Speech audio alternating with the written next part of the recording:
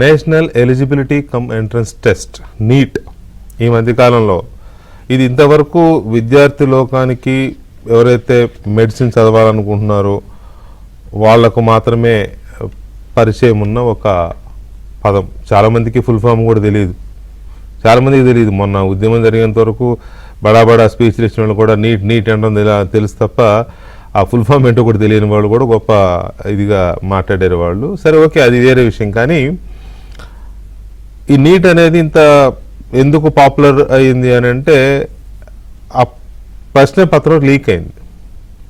అంత ముందు కూడా అయింది, అంత ముందు సంవత్సరం కూడా అయింది. కానీ అప్పుడు ఎవరు సరే అయ్యింది, ప్రభుత్వం మళ్ళీ దాన్ని సరి చేసింది, ఎవరి మీద కేసులు పెట్టింది, దాంతో సరిపుచ్చుకున్నారు అందరూ.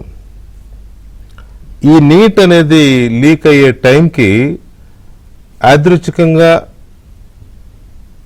లేకపోతే యాక్సిడెంటల్గా చీఫ్ జస్టిస్ ఆఫ్ ఇండియా గారు కొంతమంది వ్యక్తులను ఉద్దేశించి బొద్దింకలు అన్నారు, కాక్రోచెస్ అన్నారు. ఆ పదాన్ని అభిజిత్ దీప్కే అండ్ ఆయన పరిచయం ఉన్న ఫ్రెండ్స్ అనుకోండి, మొత్తం మీద ఆ గ్రూప్ ఆఫ్ యూత్స్ ఇదేదో బాగుంది కాక్రోచెస్ అని పట్టుకున్నారు మమ్మల్ని. అంటే ఎవరైతే సోషల్ కాజ్ కోసం ఫైట్ చేసే వాళ్ళని చీఫ్ జస్టిస్ ఆఫ్ ఇండియా ఇలా అనొచ్చా, కాక్రోచ్లతో పోల్చొచ్చా అని ఆ పేరుతోనే వాళ్ళు ఒక పార్టీ లాగా పెట్టి మూవ్మెంట్ స్టార్ట్ చేశారు. It was bumper hit, no doubt. అసలు అది మామూలు మాటల్లో చెప్పలేనంత విజయవంతమైన మూమెంట్. కొన్ని కోట్ల మంది సోషల్ మీడియాలో ఫాలోవర్స్ వచ్చింది, ఆన్లైన్ మూమెంట్ లాగా వచ్చింది, కాస్త ఫిజికల్ మూమెంట్ లాగా అయిపోయింది.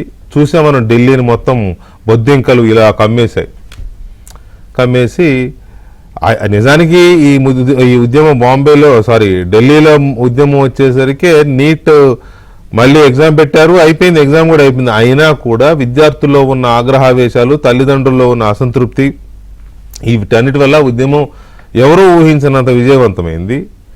చివరికి కేంద్ర మానవ వనరుల మంత్రి ధర్మేంద్ర ప్రధాన్ రాజీనామా చేశారు. అది చాలా సక్సెస్ఫుల్ మూమెంట్. ఖచ్చితంగా విద్యార్థి లోకాన్ని అభినందించాల్సిన పరిస్థితి, యువతని. ఎందుకంటే ఇది యంగ్ ఇండియా. భారతదేశంలో ఉన్న పాపులేషన్లో 50% యువకులే, అంటే 40 ఏళ్ల లోపు ఉన్న వాళ్లే. కాబట్టి దిస్ ఈజ్ యంగ్ ఇండియా. ఇది యువత సాధించిన విజయం. యువత తలుచుకుంటే ఏదైనా సాధించవచ్చు. స్వామి వివేకానంద అన్నాడు, నాకు 100 మంది యువకుల్ని ఇవ్వండి, నేను ఈ దేశ చరిత్రను మార్చి చూపిస్తానని. సో అది యువతకున్న పవర్.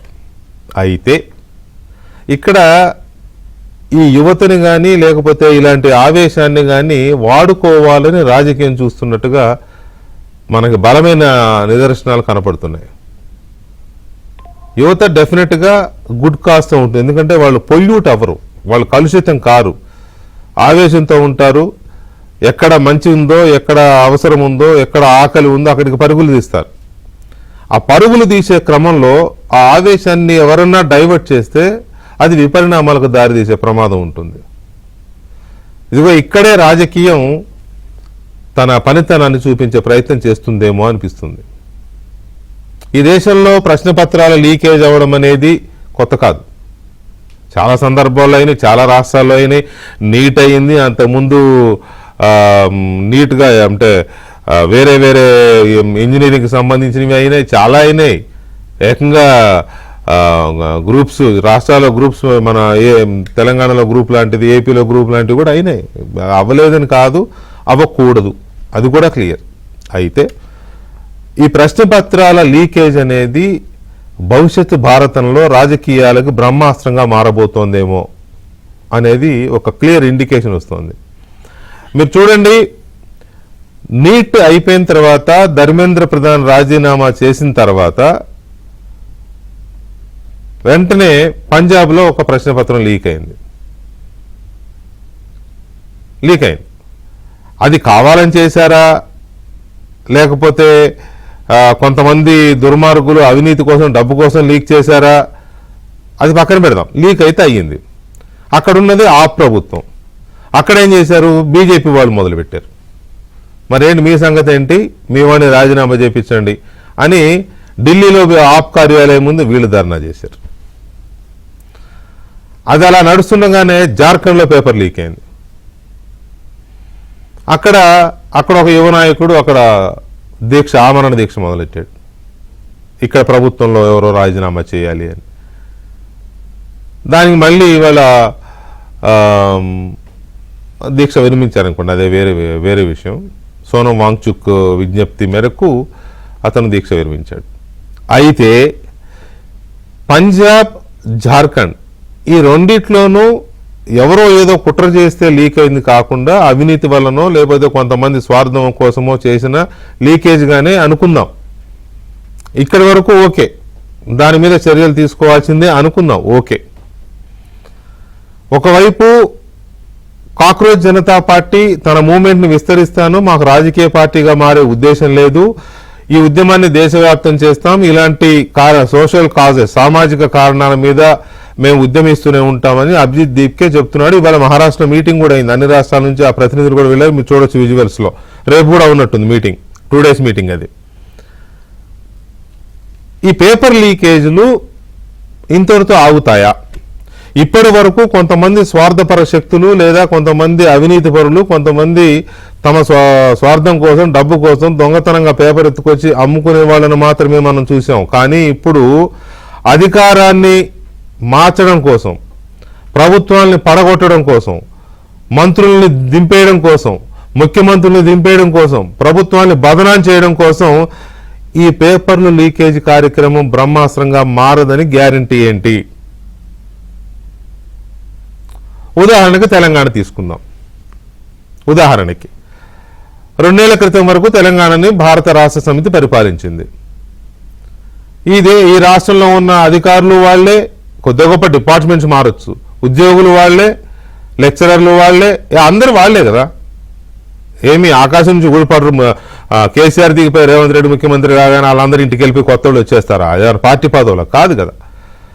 కాబట్టి ఏదన్నా పొలిటికల్ కాన్స్పిరసీ చేయాలనుకుంటే అందులో ఒకరో ఇద్దరు సహకరిస్తే చాలా అపోజిషన్కి జరగాల్సిన డ్యామేజ్ జరిగిపోద్ది. విద్యాశాఖ రేవంత్ రెడ్డి కాబట్టి నువ్వు రాజీనామా చేయంటారు, లేకపోతే ఇంకెవరన్నా విద్యాశాఖ మంత్రి ఉంటే ఆయన రాజీనామా చేయమంటారు, లేదా ఇంకేదైనా మంత్రి ఉంటే రాజీనామా చేయంటారు.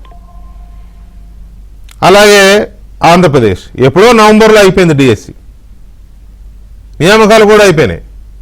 జగన్మోహన్ రెడ్డి ఇప్పుడు పట్టుకుందాన్ని డిఎస్సీలో అక్రమాలు కోర్టుకి వెళ్ళి పిల్లేస్తే కోర్టు లీక్ లేదు, ఏమి లేదు అని చివాట్లు పెట్టినా సరే మళ్ళీ అదే పట్టుకుని ఊగులాడుతూ ఉన్నాడు ఆయన.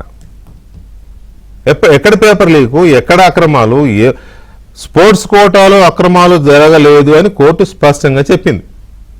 అయినా కూడా ఆయన అదే పట్టుకుని వెళ్ళాడుతున్నాడు. ఎందుకు అంటే అక్కడ ధర్మేంద్ర ప్రధాన్ రాజీనామా చేశాడు కదా, మరి అక్కడ మీ ఎన్డీఏ మంత్రి రాజీనామా చేశాడు కాబట్టి ఇక్కడ మీరు ఎందుకు చేయరు, లోకేష్ ఎందుకు చేయడు అనేది జగన్మోహన్ రెడ్డి తలకమాలిన లాజిక్. ధర్మేంద్ర ప్రధాన్ రాజీనామా చేయాలని జగన్ అడిగాడా? సీజేపీకి సపోర్ట్ ఇచ్చాడా? ఇవ్వలే, ఎందుకంటే కేసులు ఉన్నాయి. కానీ ఇక్కడ మాత్రం లోకేష్ విషయంలో మాట్లాడతాడు. అలాగని వాళ్ళు లీక్ అయితే నిజంగా మాట్లాడారంటే అర్థం ఉంది. నో, లీక్ అవ్వలా. ఒక అభ్యర్థి రోడ్డు ఎక్కల, పరీక్ష రాసిన అభ్యర్థి రోడ్డు ఎక్కలేదు, ఉద్యోగం రాని అభ్యర్థి రోడ్డు ఎక్కల. ఈయన మాత్రం రోడ్డు మీద తిరుగుతానంటాడు, ఎవరినో తిప్పుతాడు. ఈయన దగ్గర బెంగళూరులో ఉంటాడు. ఇక్కడ చూస్తే రేవంత్ రెడ్డి గారికి నిన్న ఒక విశ్వసనీయమైన అధికారిక ఇన్ఫర్మేషన్, ఇంటెలిజెన్స్ రిపోర్ట్ ఏంటది? పోలీస్ శాఖలో సుమారు 700 పోస్టులకు నియామకాలు జరగబోతోంది రాష్ట్ర ప్రభుత్వం. దానికి సంబంధించి ఎగ్జామ్లో అవకతవకలు జరపాలని, జరిగేట్టు చూడాలని కొన్ని బయట శక్తులు ఏవో ప్రయత్నం చేస్తున్నట్టుగా ఇంటెలిజెన్స్ రిపోర్ట్ సీఎంకి అందింది. ఆయన నిన్న సాయంత్రం ఢిల్లీ వెళ్లే ముందు హడావుడిగా అధికారులతో రివ్యూ మీటింగ్ పెట్టి ఈ విషయంలో చాలా జాగ్రత్తగా ఉండండి, ఎగ్జామ్ కండక్ట్ చేయడంలో కానీ నియామకాల విషయంలో కానీ ఎక్కడ ఏ ఒక్క స్టెప్లో కూడా అవకతవకలు జరగకూడదు, చాలా జాగ్రత్తగా ఉండండి, ఎందుకంటే కొన్ని లక్షల మంది రాసే ఎగ్జామ్ కాబట్టి ఏ చిన్న పొరపాటు జరిగినా కొంపలు మునుగుతాయని డీజీపీని వీళ్ళందరినీ కూర్చోబెట్టి ఆయన 1కి 10 సార్లు చెప్పెళ్ళాడు ఢిల్లీ. అంటే చూడండి ఎంత అలర్ట్ అయిపోయిందో. ఎంత అలర్ట్ అయినా ఈ పొలిటికల్ కాన్స్పిరసీస్లో ప్రభుత్వాలు వాటిని పసిగట్టడం అంత ఈజీ కాదు. ఎందుకంటే అధికారుల్లో కొంతమంది పాత ప్రభుత్వాలకో లేకపోతే వాళ్ళకో వేరే వేరే కారణాల వల్ల సింపథైజర్స్ ఉంటారు, అధికారులు కానీ ఉద్యోగులు కానీ. వాళ్ళకుండే పొలిటికల్ ఐడియాలజీ వల్ల కావచ్చు, అంత ముందున్న పార్టీలతో ఉన్న అనుబంధాల వల్ల కావచ్చు. అలాగే ఇప్పుడు సెంట్రల్లో బీజేపీ ఉంది. బీజేపీ హిందుత్వ ఐడియాలజీ అంటే పడని వాళ్ళు వేరే వేరే వేరే రాష్ట్రాల్లోనూ కేంద్రంలోనూ ఉంటారు కదా, వాళ్ళు పేపర్ లీక్ చేయొచ్చు, చేసి అపోజిషన్కి ఉప్పందించవచ్చు. లేదా బీజేపీయేతర ఎన్డీఏతర ప్రభుత్వాలు ఉన్న రాష్ట్రాల్లో బీజేపీకి అనుకూలంగా ఉండే శక్తులు, ఉదాహరణ కర్ణాటక, తమిళనాడు లాంటి ప్రాంతాల్లో, కేరళ లాంటి రాష్ట్రాల్లో బీజేపీకి అనుకూలంగా లేదా బీజేపీ శక్తులు తమ భావజాలానికి అనుకూలంగా ఉండే కొంతమంది అధికారులు, ఉద్యోగులు లేదా ఇతరుల చేత పేపర్ లీక్ చేయించి ఆ ప్రభుత్వాన్ని ఇబ్బంది పెట్టొచ్చు. అదేమంటే ధర్మేంద్ర ప్రధాన్ రాజీనామా చేశాడు కాబట్టి మీరు రాజీనామా చేయండి. ఇది భవిష్యత్తులో జరగబోయే ముఖ చిత్రం ఇదే. అయితే ఇక్కడ ఆలోచించాల్సింది ఏంటంటే, ఈ ప్రశ్నపత్రాల లీకేజీ వల్ల బలయ్యేది ఎవరు? ఒక ముఖ్యమంత్రి, ఒక విద్యామంత్రి, ఒక ప్రభుత్వము, ఒక రాజకీయ పార్టీనా, లేక వేల లక్షల మంది విద్యార్థుల భవిష్యత్తు, తల్లిదండ్రుల ఆశలు, ఆకాంక్షల? దీనికి కామానా, ఫుల్ స్టాపా? దీనికి ఎవరు బాధ్యులు? దీనికి తోడు సుప్రీంకోర్టు ఇవాళ కామెంట్ చేసింది. విద్యార్థులు ఆందోళన చేసినా సరే ఎవరు మాట్లాడొద్దు, రాళ్ళు వేసినా సరే ఏం స్పందించొద్దు, కౌన్సిలింగ్ ఇవ్వాలి. రాళ్ళు ఎత్తనే కౌన్సిలింగ్ ఇవ్వాలంట. గౌరవ సుప్రీం న్యాయస్థానం వారు మరి ఆ రకంగా అభిప్రాయాన్ని ఎందుకు వెల్లడించారో నాకైతే తెలియదు, కానీ వారిని ప్రశ్నించే ఇది లేకపోవచ్చు. కానీ అభిప్రాయాన్ని వ్యక్తం చేస్తున్నా నేను. నిరసనలు ఉంటాయి, అది ప్రజాస్వామిక హక్కు. కానీ నిరసన శృతిమించినప్పుడు దాన్ని కంట్రోల్ చేయాల్సిన బాధ్యత అయితే నిర్వాహకులది, లేదా భద్రతా బలగాలు, పోలీస్ శాఖ, ప్రభుత్వాలది. ఎవరు ఏమీ చేయొద్దు, వాళ్ళ మానాన్ని వాళ్ళు వదిలేయండి అంటే అది దారి తప్పి హింసాత్మక రూపం తీసుకుంటే అప్పుడు ఏ కోర్టు కాపాడలేదు, ఏ కోర్టు జవాబుదారీతనం ఇవ్వదు.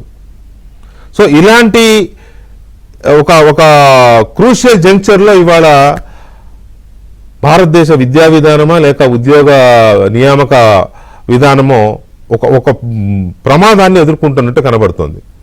పారదర్శకంగా జరగాలి, జరగకపోతే ఊరుకోము, ప్రభుత్వం భయపడాల్సిందే, పారదర్శకంగా చేయాల్సిందే అన్నంత వరకు ఓకే.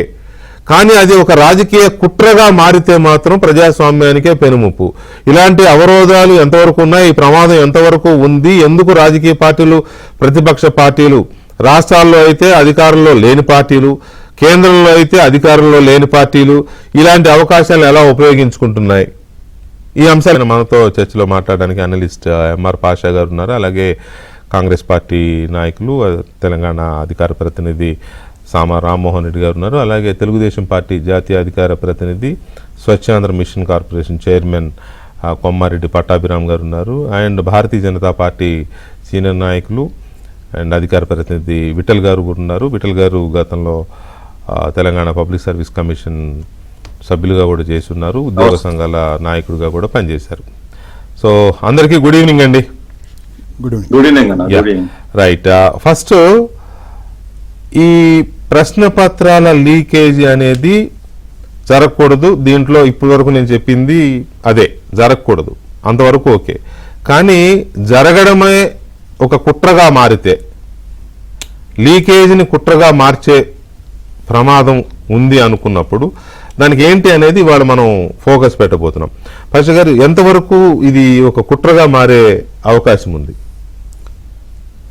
సార్, ముందుగా మీకు వికే గారు అండ్ ప్రేక్షకులకి అండ్ తోటి ప్యానలిస్టులకి నమస్కారం అండి. నమస్తే అండి. సార్, యాక్చువల్లీ నేను ఆంధ్రప్రదేశ్ గురించి మాట్లాడతాను సార్. ఆంధ్రప్రదేశ్లో జరుగుతున్నటువంటి పరిణామాలు నేషనల్ లెవెల్లో నీట్ గురించి. నీట్ పేపర్ లీక్ అన్నది మనందరికీ తెలుసు. హజారీబాగ్ అని చెప్పేసి జార్ఖండ్లో అక్కడ పేపర్ లీక్ అనేది జరిగింది. దీనికి ఆధారాలు బీహార్లో దొరికాయి పోలీసులు. ఇమ్మీడియట్లీ పోలీసులు ఏం చేశారు, ఒక కస్టడీ ఆఫ్ అంటే కొంతమందిని అరెస్ట్ చేయడము, వాళ్ళు వాంగ్మూలాలు ఇవ్వడము, అవును పేపర్ లీక్ జరిగిందనడము, వాళ్ళు ఒక ప్లేస్లోకి క్యాండిడేట్లని పిలిపించి వాళ్ళ పేరెంట్స్ని పిలిపించి అక్కడ క్వశ్చన్స్ వాళ్ళకి చెప్పి ఒక ట్రైనింగ్ లాంటిది ఇవ్వడము, ఇవి మొత్తం బయటపడ్డాయి. అంటే అమ్ముకున్నారు, పేపర్ లీక్ జరిగింది, ఆ పేపర్ లీక్కి ఆధారాలు బయటపడ్డాయి. నేను మిమ్మల్ని ఒక చిన్న ప్రశ్న అడుగుతాను. అంటే ఇక్కడ వైఎస్ఆర్ కాంగ్రెస్ పార్టీ ఏం ఆరోపిస్తుంది సార్? పేపర్ లీక్ జరిగింది అని ఆరోపిస్తుందా, నియామకాలు తప్పుగా జరిగాయని ఆరోపిస్తుందా? వాళ్ళకే తెలియదు అనుకుంటా, నాకు తెలిసి. అంటే నేను ఎక్కడ కన్ఫ్యూజ్ అయ్యాను, క్లారిటీ లేదు ఆ విషయం. నేను ఎక్కడ కన్ఫ్యూజ్ అయ్యాను అంటే, ముందు ఏమన్నారు అంటే కరెక్టేనా, నాకు లేదు. నా సమాధానం కరెక్టే కదా, అందరికీ క్లారిటీ లేదు. ఒక విషయం ఏంటంటే ముందేమన్నారు, పేపర్ లీక్ జరిగింది అన్నారు. సరే పేపర్ లీక్ జరిగింది అంటే సరే ప్రభుత్వం సమాధానం ఇస్తుంది అని చెప్పేసి నేను వెయిట్ చేసిన. ఎలా జరిగింది అది కూడా చెప్పారు వాళ్ళే. ఏం జరిగింది అంటే ఫస్ట్ ర్యాంక్ వచ్చిన వ్యక్తి తాను అదే డిపార్ట్మెంట్లో వర్క్ చేసి తానే లీక్ చేశాడు అన్నారు. సరే ఓకే, రేపు పొద్దున్న ఏదో క్లారిటీ వస్తుంది అని మేము వెయిట్ చేసేలోగా ఏమైంది అంటే తెల్లారంగానే ఆ ఫస్ట్ ర్యాంక్ వచ్చిన వ్యక్తి ఎవరైతే పేపర్ లీక్ చేశారు అని వైసీపీ ఆరోపించిందో ఆ వ్యక్తిని పక్కన కూర్చోబెట్టుకుని జగన్మోహన్ రెడ్డి గారు ప్రెస్ మీట్ పెట్టారు. నేను షాక్ అయిపోయా, అదేంటి ఆరోపించింది ఈ వ్యక్తి మీదనే కదా, మళ్ళీ పక్కన కూర్చోబెట్టుకున్నాడు అని. ఇది ఒక అంశం. నెక్స్ట్ ఏం జరిగింది అంటే లేదు పేపర్ లీకే జరగలేదు, ఏమైంది అంటే నియామకాల్లో అక్కడ కొంత స్పోర్ట్స్ కోటా నియామకాల్లో గడబడి జరిగింది అన్నారు. సరే ఓకే, నియామకాలు అని వచ్చేసరికి తర్వాత ఏం చేశారు, స్పోర్ట్స్ కోటా అన్నారు. స్పోర్ట్స్ కోటా అనగానే అందరూ ఏమన్నారు, లేదండి అంటే అధికారులు వచ్చారు బయటికి మాట్లాడారు, స్పోర్ట్స్ కోటాలో ఏమీ జరగలేదు, తప్పిది అని వాళ్ళు కొన్ని ఆధారాలు చూపించారు. దాని తర్వాత ఏదో కొత్తగా ప్యాకాట అని చెప్పేసి పట్టుకొచ్చారు వాళ్ళు చెప్పినటువంటి మాట. దాని తర్వాత కాదండి ఇది కేంద్ర ప్రభుత్వం పెట్టినటువంటి గేము, దీనికి మాకేం సంబంధము, ఇది ఏషియన్ గేమ్స్లో ఉన్నటువంటి గేమ్ అండి అని చెప్పేసి ఒక క్లారిటీ ఇవ్వగానే కాదు ఈ ఆట కాదు, ఇక్కడ కమ్మ సామాజిక వర్గానికి ఎక్కువ ఇక్కడ నియామకాలు చేశారు అని చెప్పేసి చెప్పారు. దాని తర్వాత అధికారులు వచ్చారు. అధికారులు వచ్చి లేదండి రెడ్లకి 10 ఉన్నాయి, కమ్మ సామాజిక వర్గానికి కేవలం 9 ఇచ్చాము ఉద్యోగాలు, కాపు సామాజిక వర్గానికి 16 ఇచ్చామండి, మేమెక్కడ కమ్మ సామాజిక వర్గానికి ఎక్కువ ఇచ్చామని చెప్పేసి అధికారులు క్లారిటీ ఇవ్వగానే మొత్తానికి ఏం చేయాలి సజ్జల అని చెప్పేసి అడిగినట్టున్నారు జగన్మోహన్ రెడ్డి గారు. ఏం చేయాలో క్లారిటీ లేదు వాళ్ళకి. అప్పుడు ఏం జరిగింది అంటే ఢిల్లీలో ఈ జంజీ ఉద్యమం జరిగి అక్కడ ఒక మంత్రి గారు రిజైన్ చేశారు. చేయంగానే సరే మనం చెప్పాల్సింది చెప్పినాము, ఎవరికి ఏం కావాలో వాడు అది ఏరుకుంటాడు, మనం ఈ జంజీ అని చెప్పేసి ఇక్కడ కూడా మొదలు పెడదామని చెప్పేసి ఇక్కడ జంజీ ఉద్యమం లాంటిది ఒక మొదలు పెట్టాలన్నటువంటి ఒక ప్రయత్నం చేస్తున్నారు. ఎందుకు చేస్తున్నారు అంటే ఇక్కడ శాంతి భద్రతల్ని అస్థిరపరచాలి. క్లియర్గా చెప్తున్నారు sir, it is a serious matter. ఒకసారి ప్రభుత్వం అన్నది సీరియస్గా స్పందించాలి ఈ విషయం మీద. శాంతి భద్రతల్ని అస్థిరపరచాలి, ఇక్కడ ఉన్నటువంటి యంగ్స్టర్స్ని రెచ్చగొట్టి శాంతి భద్రతల్ని అస్థిరపరిస్తే తప్పకుండా నెక్స్ట్ మనం ప్రభుత్వంలోకి రావచ్చు అని చెప్పేసి ఒక ప్రయత్నం అన్నది చేస్తున్నారు. కానీ నేను ఒక విషయం చెప్పాలి జగన్మోహన్ రెడ్డి గారికైనా వైఎస్ఆర్ కాంగ్రెస్ పార్టీకైనా, నిజంగా జంజీ అనే ఏదైతే తరం ఉందో ఇది చదువుకున్న వాళ్ళండి, అందరు చదువుకున్న వాళ్ళే. వీళ్ళకి అంటే నేను ఎవరిని కించపరచట్లేదు, వీళ్ళకి చాలా తెలివైన వాళ్ళు, వీళ్ళకి తెలుసు నిజాలు ఏంటో, ఏం జరిగింది అన్నటువంటి విషయం తెలుసు. ప్రభుత్వం ఒక క్లారిటీతో వీళ్ళు ఒక ఆరోపణ చేయడానికి ముందే 5 minutesలో వచ్చేస్తున్నారు అధికారులు, లేదండి ఆ ఆరోపణ తప్పు, ఫలానా వ్యక్తి ఎవరో వచ్చారు ఫలానా ప్లేస్ నుంచి నాకు ఉద్యోగం రావాలి, ఈ అన్యాయం జరిగింది అని, లేదు నువ్వు తప్పు చేసావు నీకు రాలేదు, వీళ్ళు సమాధానం ఇస్తున్నారు. ఆ సమాధానాలను వీళ్ళు తట్టుకోలేకపోతున్నారు. ఇదొకటి. రెండోది వచ్చేసి ఇక్కడ చాలా ముఖ్యమైనటువంటి అంశం సార్, నేను ఇంతకు ముందు కూడా చెప్పాను మీకు, ఏం చేస్తుంది ప్రభుత్వం అంటే ఆల్రెడీ 16,347 ఉద్యోగాలు ఇచ్చి మళ్ళీ నెక్స్ట్ డిఎస్సికి ప్రిపేర్ అవుతున్నారు, మళ్ళీ నెక్స్ట్ ఉద్యోగాలు ఇవ్వడానికి ప్రిపేర్ అవుతున్నారు. ఆ భయం అన్నది పట్టుకున్నది. వీళ్ళు ఏం చేశారు, మేము జాబ్ క్యాలెండర్ తెస్తాము అన్నారు జగన్మోహన్ రెడ్డి గారు. జాబ్ క్యాలెండర్ 5 ఏళ్ళు తేలే, ఉద్యోగాలు ఏమీ ఇవ్వలే. కానీ చంద్రబాబు నాయుడు గారు వచ్చి రావడమే ఫస్ట్ సిగ్నేచర్ ఉద్యోగాల మీద పెట్టి 16,347 ఉద్యోగాలు ఇచ్చిన తర్వాత మళ్ళీ సెకండ్ టైం ఇస్తారు, మళ్ళీ మూడోసారి ఇస్తారు. ఇదేదో కొంచెము కష్టతరమైన పనిలాగా ఉంది, మనకు అవ్వదు, మన పార్టీకి చాలా కష్టాలు వస్తాయని చెప్పేసి దాని మీద ఒక బురద జల్లేయాలి, దాని మీద ఏదో ఒక ఆరోపణ చేసేస్తే ఒక అనుమానం క్రియేట్ అవుతుంది. ఇప్పుడు 100 మంది ఉంటారు సార్, 99 మందికి క్రియేట్ అవ్వకపోయినా ఏవో ఒక్క మనిషికి అవ్వదా, ఏదో ఒక్కడికి అవ్వదా అని చెప్పేసి సమాజంలో అనుమానపు బీజాలు నాటే ప్రయత్నం. నేను అదే అంటున్నాను, అనుమానాలు రేగెత్తించడమే కాకుండా జరగబోయే ఎగ్జామ్స్ మీద ఒక ఫోకస్ పెట్టి, ఇక్కడ రామ్మోహన్ రెడ్డి గారు ఒక ఎగ్జామ్, ఒక రిక్రూట్మెంట్ లేదా ఒక ఎంట్రన్స్ ఎగ్జామ్ ఏదైనా పెట్టాలంటే ప్రభుత్వం చాలా కసరత్తు చేస్తుంది. ఇప్పుడు ఎలా కనపడుతుందంటే ప్రభుత్వం ఎంత కసరత్తు చేస్తుందో దాన్ని భగ్నం చేయడానికి రాజకీయాలు అంతా కసరత్తు చేస్తున్నాయి. పాప యూత్కుండే ఆవేదన, విద్యార్థులకుండే ఆవేదన, ఆందోళన, టెన్షన్ అది వేరు, దాని గురించి we are not discussing, we are not questioning. ఇక్కడ రాజకీయాలు ఎలా మారాయి, ఎలా దీన్ని ఉపయోగించుకునే అవకాశం ఉంది, ప్రమాదం ఉందని మీరు అనుకుంటున్నారు, మీ ప్రభుత్వం యొక్క ఆలోచన ఏంటి? వికే గారు, ముందుగా మీకు ప్యానల్ ఉన్న పెద్దలకి అండ్ ఏబిఎన్ ప్రేక్షకులందరూ కూడా గుడ్ ఈవినింగ్ సార్. పేపర్ లీకేజ్లు అనేటటువంటిది ఆ పేపర్లు అమ్ముకుంటే 4 కాసులు సంపాదించుకోవాలనేటటువంటి దురుద్దేశంతో మొదలైతే పైసల కోసం ఎండ్ ఆఫ్ ద డే కాసుల కక్కుర్తి పడి లక్షలు సంపాదించుకోవచ్చు.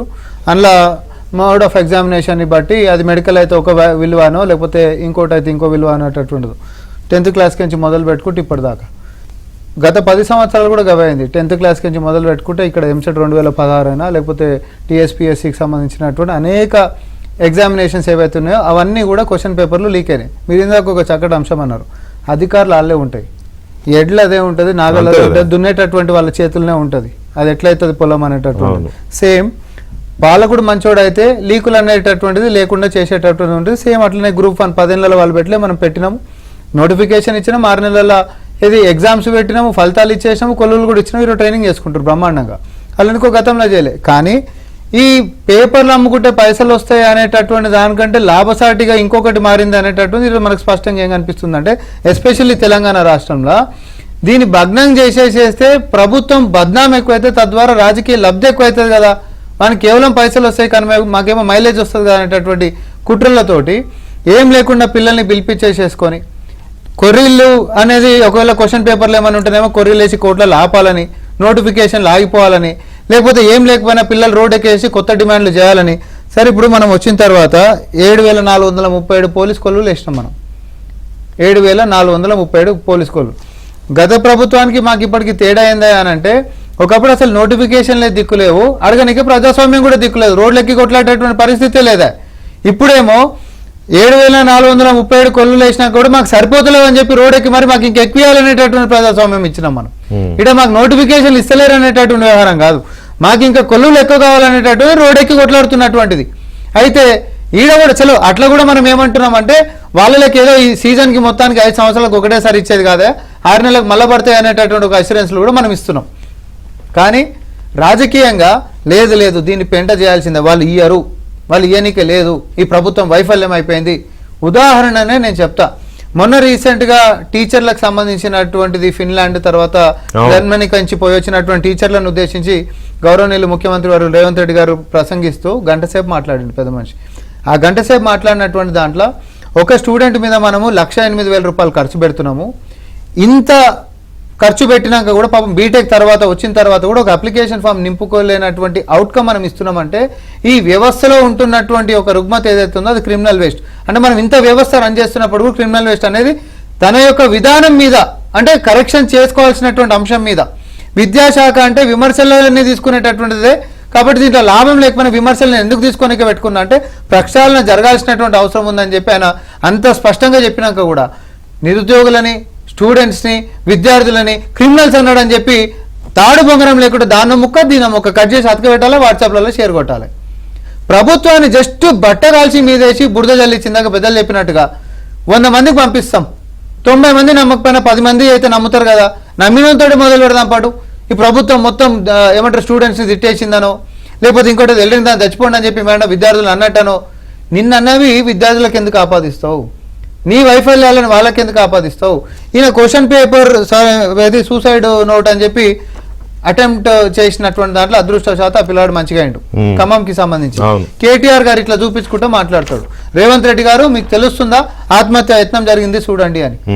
అదే ఖమ్మంలో బోడ సునీల్ అనేటటువంటి వ్యక్తి సెల్ఫీ వీడియో తీసుకుంటా పురుగుల మందు లైవ్ లో తాగి, సార్ కేసీఆర్ అనేటువంటి నమ్మొద్దు, క్షమించకూరి, అసలు ఇన్ని సంవత్సరాలు కొట్లాడితే 10 ఏళ్ల సంది కొల్లులే లేవు, నీళ్లు నిధులు నియామకాలు అనేటటువంటి ఉద్యమ దాంతో స్లోగన్ తోటి వచ్చినటువంటి మనము మన నోట్లలో మనుగొట్టిరు, అటు ప్రజాస్వామ్యం లేకుండా చేసిరు, కొలువులు లేకుండా చేసిరు, రాష్ట్రాన్ని అప్పులు చేసి దివాలా తీసిరు అనేటటువంటిది యువకులలో పోయినటువంటిది. ఇప్పుడు ఏం నేర్చుకుంటారు, కేటీఆర్ గారు అంటారు కదా, మేము అసలు వేరే పనులు ఏం చేయొద్దు, ఏది యూట్యూబ్ ఛానల్ ఒక 100 ఛానళ్ళు పెట్టుకొని తప్పుడు సంకేతాలు మొత్తం ఇచ్చుకుంటూ పోతుంటే, ఈ తప్పుడు సంకేతాలు కూడా కేంద్రం ఏందా అంటే ఆడు విదేశాలలో కూర్చుంటాడు, వాడు ఉంటాడు స్క్రాప్ అని చెప్పి సోషల్ మీడియాలలో, తెలుగు స్క్రాప్ అని రాసుకుంటాడు, వాడేమో విదేశాలలో ఉంటాడు, ఇక్కడ ఓడి ఉంటాడు, ఈడికించి డేటా ఫీడ్ ఆడికించి తీసుకుంటారు, ఆడికించి అడుగోలుగా ముఖ్యమంత్రి గారి మీద కానీ లేకపోతే ఇంకొకరి గారి మీద వాళ్ళ కవర్ సూటి పెడితే వాళ్ళ మీద కొట్టుకుంటూ పోతారు.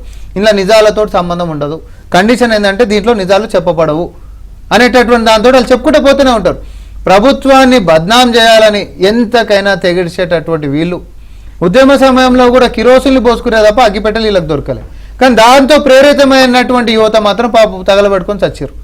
తెలంగాణ వచ్చిన తర్వాత వీళ్ళు ఆత్మ బలిదానం మీద అమరవీరుల సమాధుల పునాదుల మీద అధికారంలోకి వచ్చిన తర్వాత వాళ్ళ గుర్తింపు ఏదా అంటే అడ్రస్లు దొరకలేవు అని చెప్పినటువంటి వాళ్ళు. ఇది ఫక్త్ రాజకీయ పార్టీ ఉద్యమ పార్టీ కాదని చెప్పి డిక్లేర్ చేసినటువంటి వాళ్ళు. పిల్లలకి కొలువులు ఇవ్వనటువంటి వాళ్ళు ఇచ్చేటటువంటి కొలువులను కూడా క్వశ్చన్ పేపర్లు లీక్ చేసినటువంటి వాళ్ళు. వీళ్ళు ఈరోజు మా కాడికి వచ్చేసేసి ఒక లీకేజ్ లేకుండా మనం చేస్తే ఉత్తగా నేను ఆదిలాబాద్ లీకేజ్ అయిపోయింది ఉత్తబద్ధం.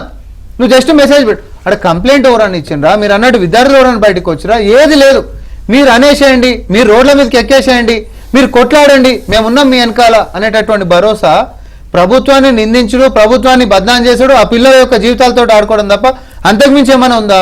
ఏముంది? ఒక అనుమానం అనేది బయలుదేరిన తర్వాత అయ్యో నిజమే కావచ్చు, లీక్ అయిందేమో, నేను ఇంత కష్టపడి రాశానని చెప్పి ఆ షార్ట్ దీంట్లో సూసైడ్ చేసుకుంటే దానికి ఎవరు లీక్ అవ్వకపోయినా ఆయనటి ప్రచారం చేసిన ఆ పర్టికులర్ పార్టీ బాధ్యత వహిస్తుందా, లేకపోతే నిజంగానే లీక్ అయితే ప్రభుత్వం బాధ్యత వహిస్తుందా?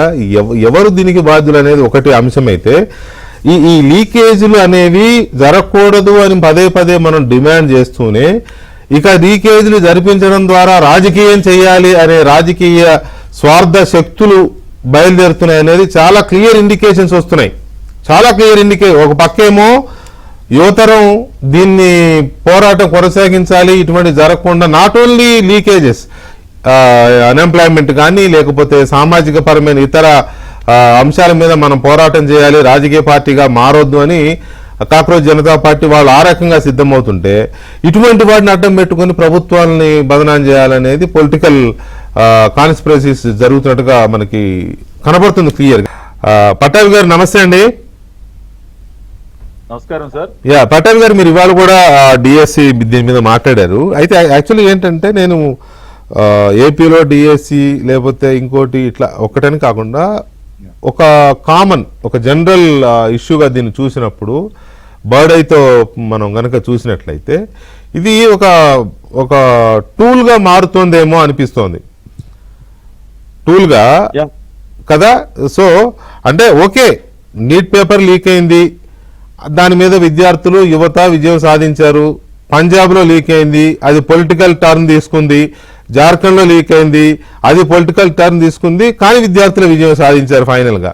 కానీ ఇక మీదట ఎలా ఇది రాజకీయపరమైన అస్త్రంగా మారి కుట్రల కుతంత్రాలతో పేపర్లు ఉద్దేశపూర్వకంగా లీక్ చేస్తే, డబ్బుల కోసము అక్రమార్కులు చేయడం కాకుండా పొలిటీషియన్స్ చేస్తే, రాజకీయ పార్టీలు ఇన్వాల్వ్ అయి చేస్తే, ఇప్పుడు సపోజ్ ఇంకా క్లియర్గా చెప్పాలి అంటే సెంట్రల్లో ఎన్డీఏ ఏతర పక్షాలు సెంట్రల్ అయితే, ఏపీ అనుకోండి ఎగ్జాంపుల్ వైసీపీ మీకు అక్కడ ప్రధాన ప్రత్యర్థి కాబట్టి, తెలంగాణ అనుకోండి బీఆర్ఎస్ కావచ్చు, బీజేపీ కావచ్చు, ఇంకొకరు కావచ్చు, కర్ణాటక అనుకోండి బీజేపీ, తమిళనాడు అనుకోండి ఏఐడిఎంకే, డిఎంకే, ఇంకా 2-3 పార్టీలు ఉన్నాయి, కేరళ కాంగ్రెస్ ఏతర పార్టీలు. ఇట్లా వీళ్ళు వాటిని టూల్గా తీసుకుని పేపర్ లీకేజ్ చేసి ముఖ్యమంత్రుల్ని, విద్యామంత్రుల్ని, ప్రభుత్వాన్ని బదనాం చేసి సత్యసాచార విద్యార్థులు అన్నట్టుగా తయారవుతుందేమో అనే ఒక ఆందోళన వ్యక్తమవుతోంది. ఇది కనబడుతుంది ఆ symptoms.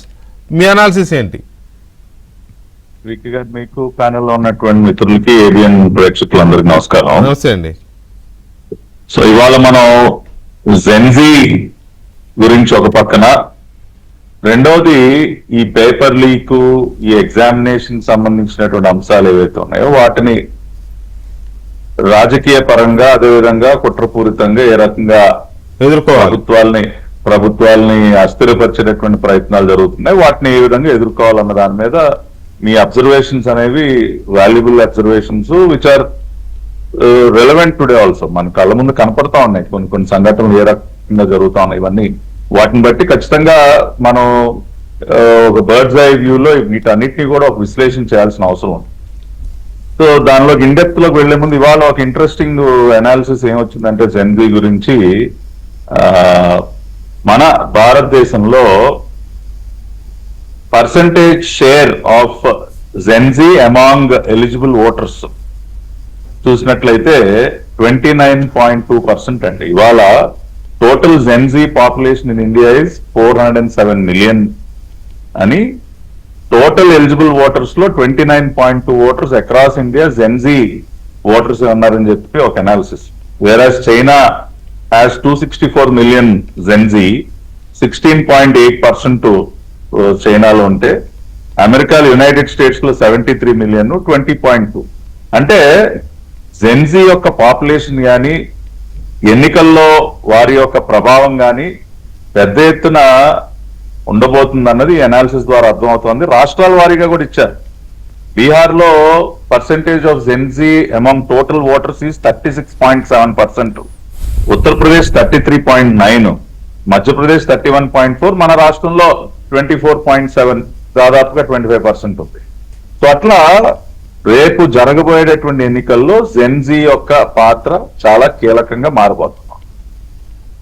At the same time వీరు చేసేటటువంటి ఉద్యమాలు కానీ, వీరు ప్రజలు లేవనెత్తేటటువంటి అంశాలు కానీ ఏవైతే ఉన్నాయో వాటి పట్ల ప్రభుత్వాలు, రాష్ట్ర ప్రభుత్వాలైనా కేంద్ర ప్రభుత్వం అయినా వాటి పట్ల ఒక సానుకూల దృక్పథంతో వారు చెప్పేటటువంటి అంశాన్ని అర్థం చేసుకుని వాటిని పరిష్కరించేటటువంటి ప్రయత్నాలు చేస్తూనే వీళ్ళు చేసేటటువంటి ఉద్యమాల్లో కొంతమంది చొరబడి కుట్రపూరితంగా రాజకీయంగా లబ్ధి పొందటం కోసం, ప్రభుత్వాలను అస్థిరపరచడం కోసం, హింసని ప్రేరేపించడం కోసం కొంతమంది వాటిలోకి ఏ విధంగా చొరబడతారు, కుట్రలు ఏ విధంగా చేస్తారన్నది కూడా మనం ఖచ్చితంగా గమనించాలి.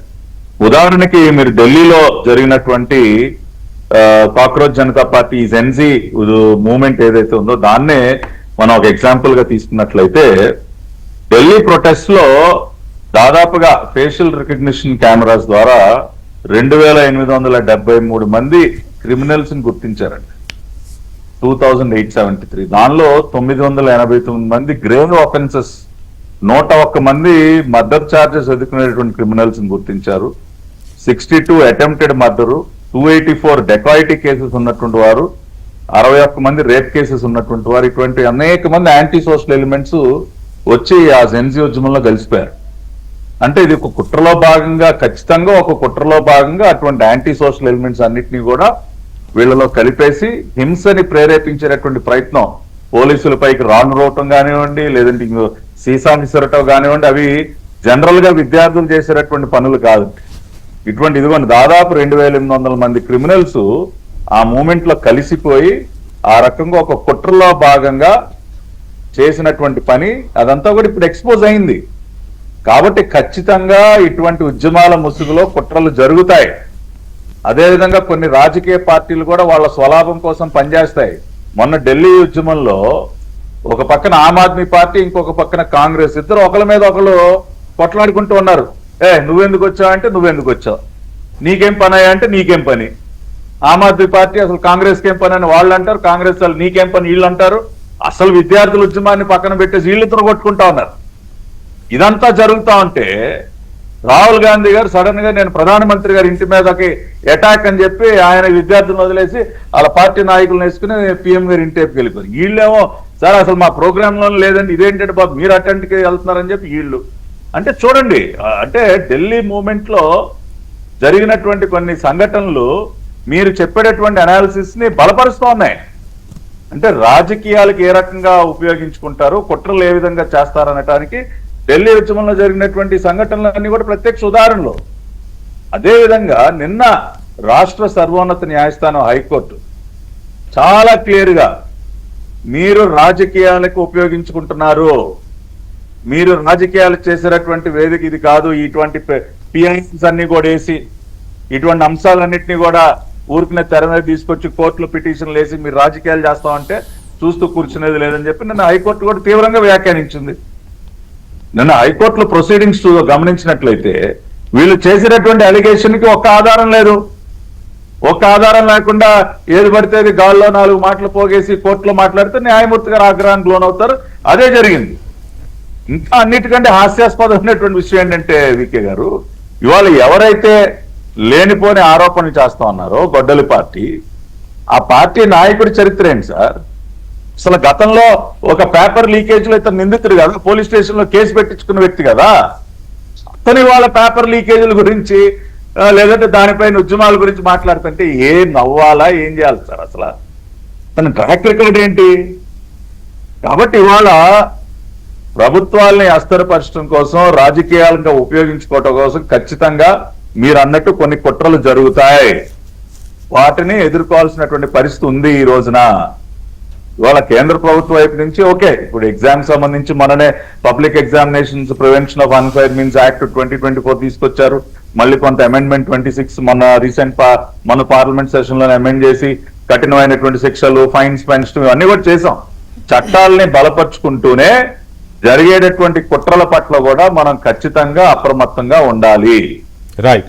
ఇవాళ మన రాష్ట్రంలో ఉన్నటువంటి గొడ్డల పార్టీ గాని, లేదంటే కేంద్రంలో ఉన్నటువంటి కొన్ని పార్టీలు గాని ఈ ఉద్యమాల ముసుగులో వాళ్ళు ఏమేం పనులు చేయగలరు అన్న దానికి మన జరిగినటువంటి ఉద్యమంలోనే కొన్ని సంఘటనలు మనం చూసాం. కాబట్టి మీరు అన్నట్టు ఖచ్చితంగా అప్రమత్తంగా అయితే తప్పనిసరిగా ఉండాలి సార్. రైట్. విఠల్ గారు, గుడ్ ఈవినింగ్ అండి. విఠల్ గారు, ఇక్కడ ఇది పొలిటికల్ స్ట్రాటజీ గానో, పొలిటికల్ వెపన్ గానో, పొలిటికల్ టార్గెట్ గానో మారుతున్న పరిస్థితులు కనిపించట్లా. ఎందుకంటే ఇప్పటి వరకు మీరు తెలంగాణ పబ్లిక్ సర్వీస్ కమిషన్ మెంబర్గా చేశారు, అంతకుముందు ఉద్యోగ సంఘాల నాయకుడిగా పనిచేశారు, ఎన్నో ఎగ్జామ్స్ ఇవన్నీ ఎన్నో చూశారు మీరు. అవినీతి పరులు డబ్బుకి ఆశపడి పేపర్ లీక్ చేసిన వాళ్ళని చూసాం, లేదా తమ పిల్లలు మంచి మార్కులతో పాస్ అవ్వాలనో ఉద్యోగం రావాలనో స్వార్థంతో చేసిన వాళ్ళని చూసాం. కానీ ఇక మీద అలా కాదు, ప్రభుత్వాన్ని డీస్టెబిలైజ్ చేయడానికి, ప్రభుత్వం మీద బురద చల్లడం కోసము ఈ లీకేజ్ అనే అస్త్రాన్ని ఉపయోగించుకునే ప్రమాదం లేదంటారా? అన్న, ముందుగా మీకు అక్కడ ఉన్నటువంటి ప్యానల్ మెంబర్స్ కి అందరికి అండ్ ఏబిఎన్ వీక్షకులు గుడ్ ఈవినింగ్ తెలియజేస్తూ, నమస్తే. నమస్తే. మీ ఇంట్రో వింటూ భయం వేస్తుంది. ఎందుకంటే ఇంతకాలం రాజకీయ పార్టీలు ఎవరైనా సరే ఎన్నికలకు గెలవడానికి కులము, ప్రాంతము, మతము, వర్గాలు, సంక్షేమ పథకాలు ఇవన్నీ వాడుతున్నారు. ఇప్పుడు కొత్తగా ఈ పేపర్ లీకేజ్ కూడా ఒక ఆయుధంగా వాడే ప్రమాదం ఉందనేది నిజంగా చాలా ఇది భయం వేస్తున్నారు. రకంగా చూస్తే భవిష్యత్తులో ఎట్లా ఉంటుంది పరిస్థితులని. ఇది ఎన్నికలు గెలవడానికి ఇవన్నీ ఒక ఎత్తు అయితే ఇది అత్యంత ప్రమాదకరం. చాలా. ఎందుకంటే ఇది కేవలం రాజకీయ పార్టీలకు మాత్రమే సంబంధించింది కాదు, లక్షలాది మంది కుటుంబాలకు, లక్షలాది మంది అంటే ఒక స్టూడెంట్స్ ఇంటర్మీడియట్, 10th, ఎంసెట్, తర్వాత నీట్, కాంపిటేటివ్ ఎగ్జామ్స్ అంటే లక్షలాది కుటుంబాలకు సంబంధమైనటువంటి అంశం ఇది. అన్నిటికీ మించి ఏంటంటే ఈ సంస్థలు క్రెడిబిలిటీకి, అంటే ఎగ్జామ్ జరగాలంటే ట్రాన్స్పరెన్సీ, క్రెడిబిలిటీ, ట్రస్ట్ ద్వారానే జరుగుతాయి. నమ్మకం పోకూడదు ఆ వ్యవస్థ పైన. మేము ఆ ప్రయత్నం చేసాం. సర్వీస్ కమిషన్ మెంబర్ గారు మీకు బాగా తెలుసు, 15 నేను చక్రపాణి గారు మిగతా మా టీం ఉండే ట్రస్ట్ బిల్డప్ చేయగలిగాం సర్వీస్ కమిషన్ కి. ఒక 5-6 సంవత్సరాలు మేము ఉన్నంతసేపు ఎలాంటి మా వైపు ఏలైతే చూపలే, కొంత డిలే జరిగిండొచ్చు, కోర్టు కేసులు జరిగి ఉండొచ్చు, 30-35 వేలు ఇచ్చినాం, రిక్రూట్మెంట్ చేయగలం. కానీ ఇట్లాంటి ఆరోపణలు అయితే అక్కడ ఆస్కారం లేక ఉండే. కానీ వాళ్ళ దేశవ్యాప్తంగా చూస్తే ఇది పొలిటికల్ ఆయుధం అయితే, రాజకీయ పార్టీలకు ఇదొక ఆయుధంగా, అంటే ప్రభుత్వాలను దించడానికి ఇదొక ఆయుధంగా మారితే మాత్రం మొత్తం వ్యవస్థ కుప్పగొలిపోతుంది. అంటే ఏ వ్యవస్థ పైన నమ్మకం ఉండదు, సర్వీస్ కమిషన్ల పైన నమ్మకం ఉండదు, ఇంటర్మీడియట్ బోర్డు, ఎస్ఎస్సి బోర్డు, ఇంకేదైనా ఎగ్జామినేషన్ సెంటర్స్ కానీ ఎగ్జామ్ ఏజెన్సీస్, వ్యవస్థ పైన నమ్మకం పోతే అది ఎంత ప్రమాదం ఆలోచించాల్సిన అవసరం ఉందని. ఇంతమంది పట్టాభి గారు చెప్పినట్టుగా ఢిల్లీలో జరిగిన ఇన్సిడెంట్ చూసాం. జంజీకి డెఫినెట్ గా సానుభూతి ప్రకటిస్తాం. వారి యొక్క నిజమైనటువంటి ఫెయిర్ డిమాండ్ ని డెఫినెట్ అందరు పార్టీలకు అతీతంగా మద్దతు ఇవ్వాల్సిందే. సరే, అది మేలో ఎగ్జామ్ జరిగింది, జూన్ లో మళ్ళీ రీ ఎగ్జామ్ జరిగింది, మళ్ళీ ఎగ్జామ్ అయిపోయింది, సిబిఐ ఎంక్వైరీ, ఇదే ధర్మేంద్ర ప్రసాద్ సిబిఐ ఎంక్వైరీ రాశారు, 18 మందిని అరెస్ట్ అయినప్పటికీ కూడా జంజీ అనేది ఒకటి ఉద్యమం జరిగింది. అందులో వివిధ రాజకీయ పార్టీలు మద్దతు ఇచ్చినాయి. సరే, అది ఆ రోజు పార్లమెంట్ జరిగింది, చలో పార్లమెంట్ కానీ హింసాయుత సంఘటనలు కూడా చూసినాం, లాఠీ చార్జ్ వరకు వచ్చింది. సరే, వాళ్ళు లాఠీ చార్జ్ ఎందుకు చేసిండ్రు అని సుప్రీంకోర్టు ప్రశ్నిస్తుంది. మరి నిజంగా చలో అసెంబ్లీ కార్యక్రమాలు కానీ, చలో పార్లమెంట్ అసెంబ్లీలు కానీ పోలీస్ వ్యవస్థ నియంత్రించకుండా ఉంటే మాబుని, ఇప్పుడు అదే జంతర్ మంతర్లనా అది వేల మందిని పోలీస్ వ్యవస్థ నియంత్రించకుంటే ఏం జరిగేది ఆ రోజు? అంటే పార్లమెంట్ మీద అటాక్ జరగాలనా? వీళ్ళందరి మాబు పోయి మొత్తం పార్లమెంట్ మీద దాడి చేస్తే ఆ పార్లమెంట్ మెంబర్ల మీద రక్షణ లేకుండా, లేదా ఇంకెవడన్నా రాళ్లనో ఇంకేదన్నా పెట్రోల్ బాంబులో అట్లాంటివి తీసుకుపోయి పార్లమెంట్ గాలబట్టే పరిస్థితి ఉండాల్సిందేనా? ఎక్కడో నేపాల్లో జరిగినట్టుగా. సో ఇవన్నీ కూడా డెఫినెట్ గా మళ్ళీ ఎవరిని బ్లేమ్ చేస్తున్నాం? మళ్ళీ అల్టిమేట్ గా ఆ నియంత్రించకపోతే పోలీస్నే కదా, ప్రభుత్వాలనే కదా బ్లేమ్ చేసేది. సో ఏ ప్రభుత్వాలైనా కొంత కంట్రోల్ తీసుకుంటది డెఫినెట్ గా. పర్మిషన్స్ ఇచ్చేటప్పుడే మనం చూసినాం, చాలా ఇందిరా పార్క్ దాటి ర్యాలీ రాదన్న మనం చూసినాం. మేము చాలా సార్లు అక్కడ ధర్నా చేస్తే బ్యారికేడ్స్ పెడతారు చాలా అసెంబ్లీ కార్యక్రమం. ఇందిరా పార్క్ ఆ బ్యారికేడ్ దాటి రాకూడదు, వస్తే లాఠీ చార్జ్ చేస్తారు. డెఫినెట్ గా తెలంగాణ ఉద్యమంలో ఎన్ని చూడలేదు. సో ఎవరి పని వాళ్ళు చేసుకుంటారు. కానీ ఇప్పుడు జరుగుతున్నటువంటి ఇది రాజకీయ అంశమే అయితే, రాజకీయ పార్టీలకి ఇది ఒక ఆయుధంగా మారితే పేపర్ లీకేజ్ అనేది అత్యంత ప్రమాదకరమైన పరిస్థితులు మనం ఉండబోతాం. అదృష్టవశాలు మన కేంద్రంలో మోడీ గారు కొత్త చట్టం తీసుకొచ్చారు. 10 ఏళ్ల కఠిన కారాగార శిక్ష తోడు 10 కోట్ల రూపాయలు జరిమానాతో పాటు ఫాస్ట్ ట్రాక్ కోర్ట్స్ ఏర్పాటు చేసి 3 months లో, అంటే 2 months లో మొత్తం ఎంక్వైరీ జరగాలి, 3 months లో శిక్ష పడేటట్లు కఠినమైనటువంటి నిబంధనలు అయితే తీసుకురాగలిగినాము. మరి ఇది రాష్ట్రాలు కూడా దాన్ని అడాప్ట్ చేసుకోవాలి ఆ చట్టాన్ని, కేంద్ర ప్రభుత్వ చట్టం కాబట్టి ఆయా రాష్ట్రాలు కూడా అడాప్ట్ చేసుకుంటే ఎంత కొంత భయం ఉంటుంది. లేకపోతే ఇది ప్రమాదమైన వాతావరణంలో ఉన్నా మరి నిన్న ముఖ్యమంత్రి రేవంత్ రెడ్డి గారు వారికి ఉన్న విశ్వసనీయ ఇన్ఫర్మేషన్ ఏందో, ఇంటెలిజెన్స్ రిపోర్ట్ ఏందో తెలియదు, కానీ ఈ ఎగ్జామ్స్ పైన ఒక అనుమానం వ్యక్తం చేశారు. ఇట్లా జరగవచ్చు, జరిగే ప్రమాదం ఉంది అనే ఒక అనుమానం వ్యక్తం చేశారు. అది మరి రాష్ట్ర ప్రభుత్వమే అన్ని చర్యలు తీసుకోవాల్సిన అవసరం ఉంది. గతంలో పేపర్ లీకేజ్ జరిగింది కోచింగ్ సెంటర్ల, మనం చూసిన ఎంసెట్ కోచింగ్ సెంటర్లు పేపర్ లీకేజ్ ల ప్రభావం ఉంటుందని ఆరోపణలు, లేదా ఎగ్జామినేషన్స్ అంటే కాంపిటేటివ్ ఎగ్జామ్స్ రాస్తే ఆయా కోచింగ్ సెంటర్ల ప్రభావం ఉంటది అనేది మనం చూసినాం. అవన్నీ కూడా పకడ్బందీ చర్యలు తీసుకొని పకడ్బందీగా ఎగ్జామ్స్ ఒక ట్రాన్స్పరెన్స్ మోడ్ లో, ఫేర్ అండ్ ఫ్రాంక్ మోడ్ లో ఎగ్జామ్ జరిగి న్యాయమైన విద్యార్థులకు న్యాయం చేయాల్సిన అవసరం ఉంది. అది ప్రభుత్వమే బాధ్యత తీసుకోవాల్సిన అవసరం కూడా ఉంది. రైట్. ఇక్కడ మనం గమనించాల్సిన విషయం ఏంటంటే పాషా గారు, ఆంధ్రప్రదేశ్ తెలంగాణకు సంబంధించిన వరకు ఒక విచిత్రమైన పరిస్థితి ఉంది. ఈ 2 రాష్ట్రాల్లో విద్యాశాఖ మంత్రులు ఆల్మోస్ట్ ముఖ్యమంత్రులే. తెలంగాణ స్వయంగా ముఖ్యమంత్రి గారు విద్యాశాఖ మంత్రి, ఆంధ్రప్రదేశ్కేమో లోకేష్ గారు, అంటే నెక్స్ట్ ముఖ్యమంత్రి అనుకోవాలి కదా, డెమోక్రటిక్గా కాకపోయినా ప్రాంతీయ పార్టీలో ఉండేదాన్ని బట్టి. కాబట్టి ఇది ఒక ప్రమాదం ఉంది ఒక రకంగా. ఇంకోటి ఇక్కడ నేను ఇంకొక హింట్ ఏమిస్తానంటే, నీట్ పేపర్ లీకేజీ ఉద్యమం ధర్మేంద్ర ప్రధాన్ రిజిగ్నేషన్ తర్వాత వచ్చిన 2 లీకేజీలు, పంజాబ్లో Aam Aadmi party non BJP, జార్ఖండ్లో జేఎంఎం నాన్ బీజేపీ, ఈ ప్రమాదం కూడా కనపడుతుంది. సో ఇది డెఫినెట్గా పొలిటికల్ కాన్స్పిరసీస్ మొదలయ్యాయనే ఒక క్లియర్ ఇండికేషన్స్. అవి నిజంగా జరిగాయా, రాజకీయంతో జరిగాయా, అవినీతి కోసం జరిగాయా, డబ్బు కోసం జరిగాయా, కారణం ఏదైనా. సో దీన్ని విశ్లేషిస్తే తెలుగు రాష్ట్రాలకు ఎలాంటి ముప్పు ఉంది, బోత్ స్టేట్స్. సార్ ఇక్కడ విషయం ఏంటంటే, ఇందాక సోదరులు చెప్పారు, ట్రస్ట్ మెయిన్. నమ్మకం అన్నది సడలుతుంది. ఏవైతే సంస్థలు ఉన్నాయో పెద్ద విద్యా సంస్థలు, ఈ నీట్ లాంటి ఏదైతే ఎగ్జామినేషన్ ప్యాటర్న్స్ ఉన్నాయో దీని మీద ఒక నమ్మకం అన్నది సడలుతుంది. దీనికి వస్తున్నటువంటి రిజల్ట్ ఏంటి అంటే 21 మంది విద్యార్థులు చనిపోయారు సూసైడ్ చేసుకొని.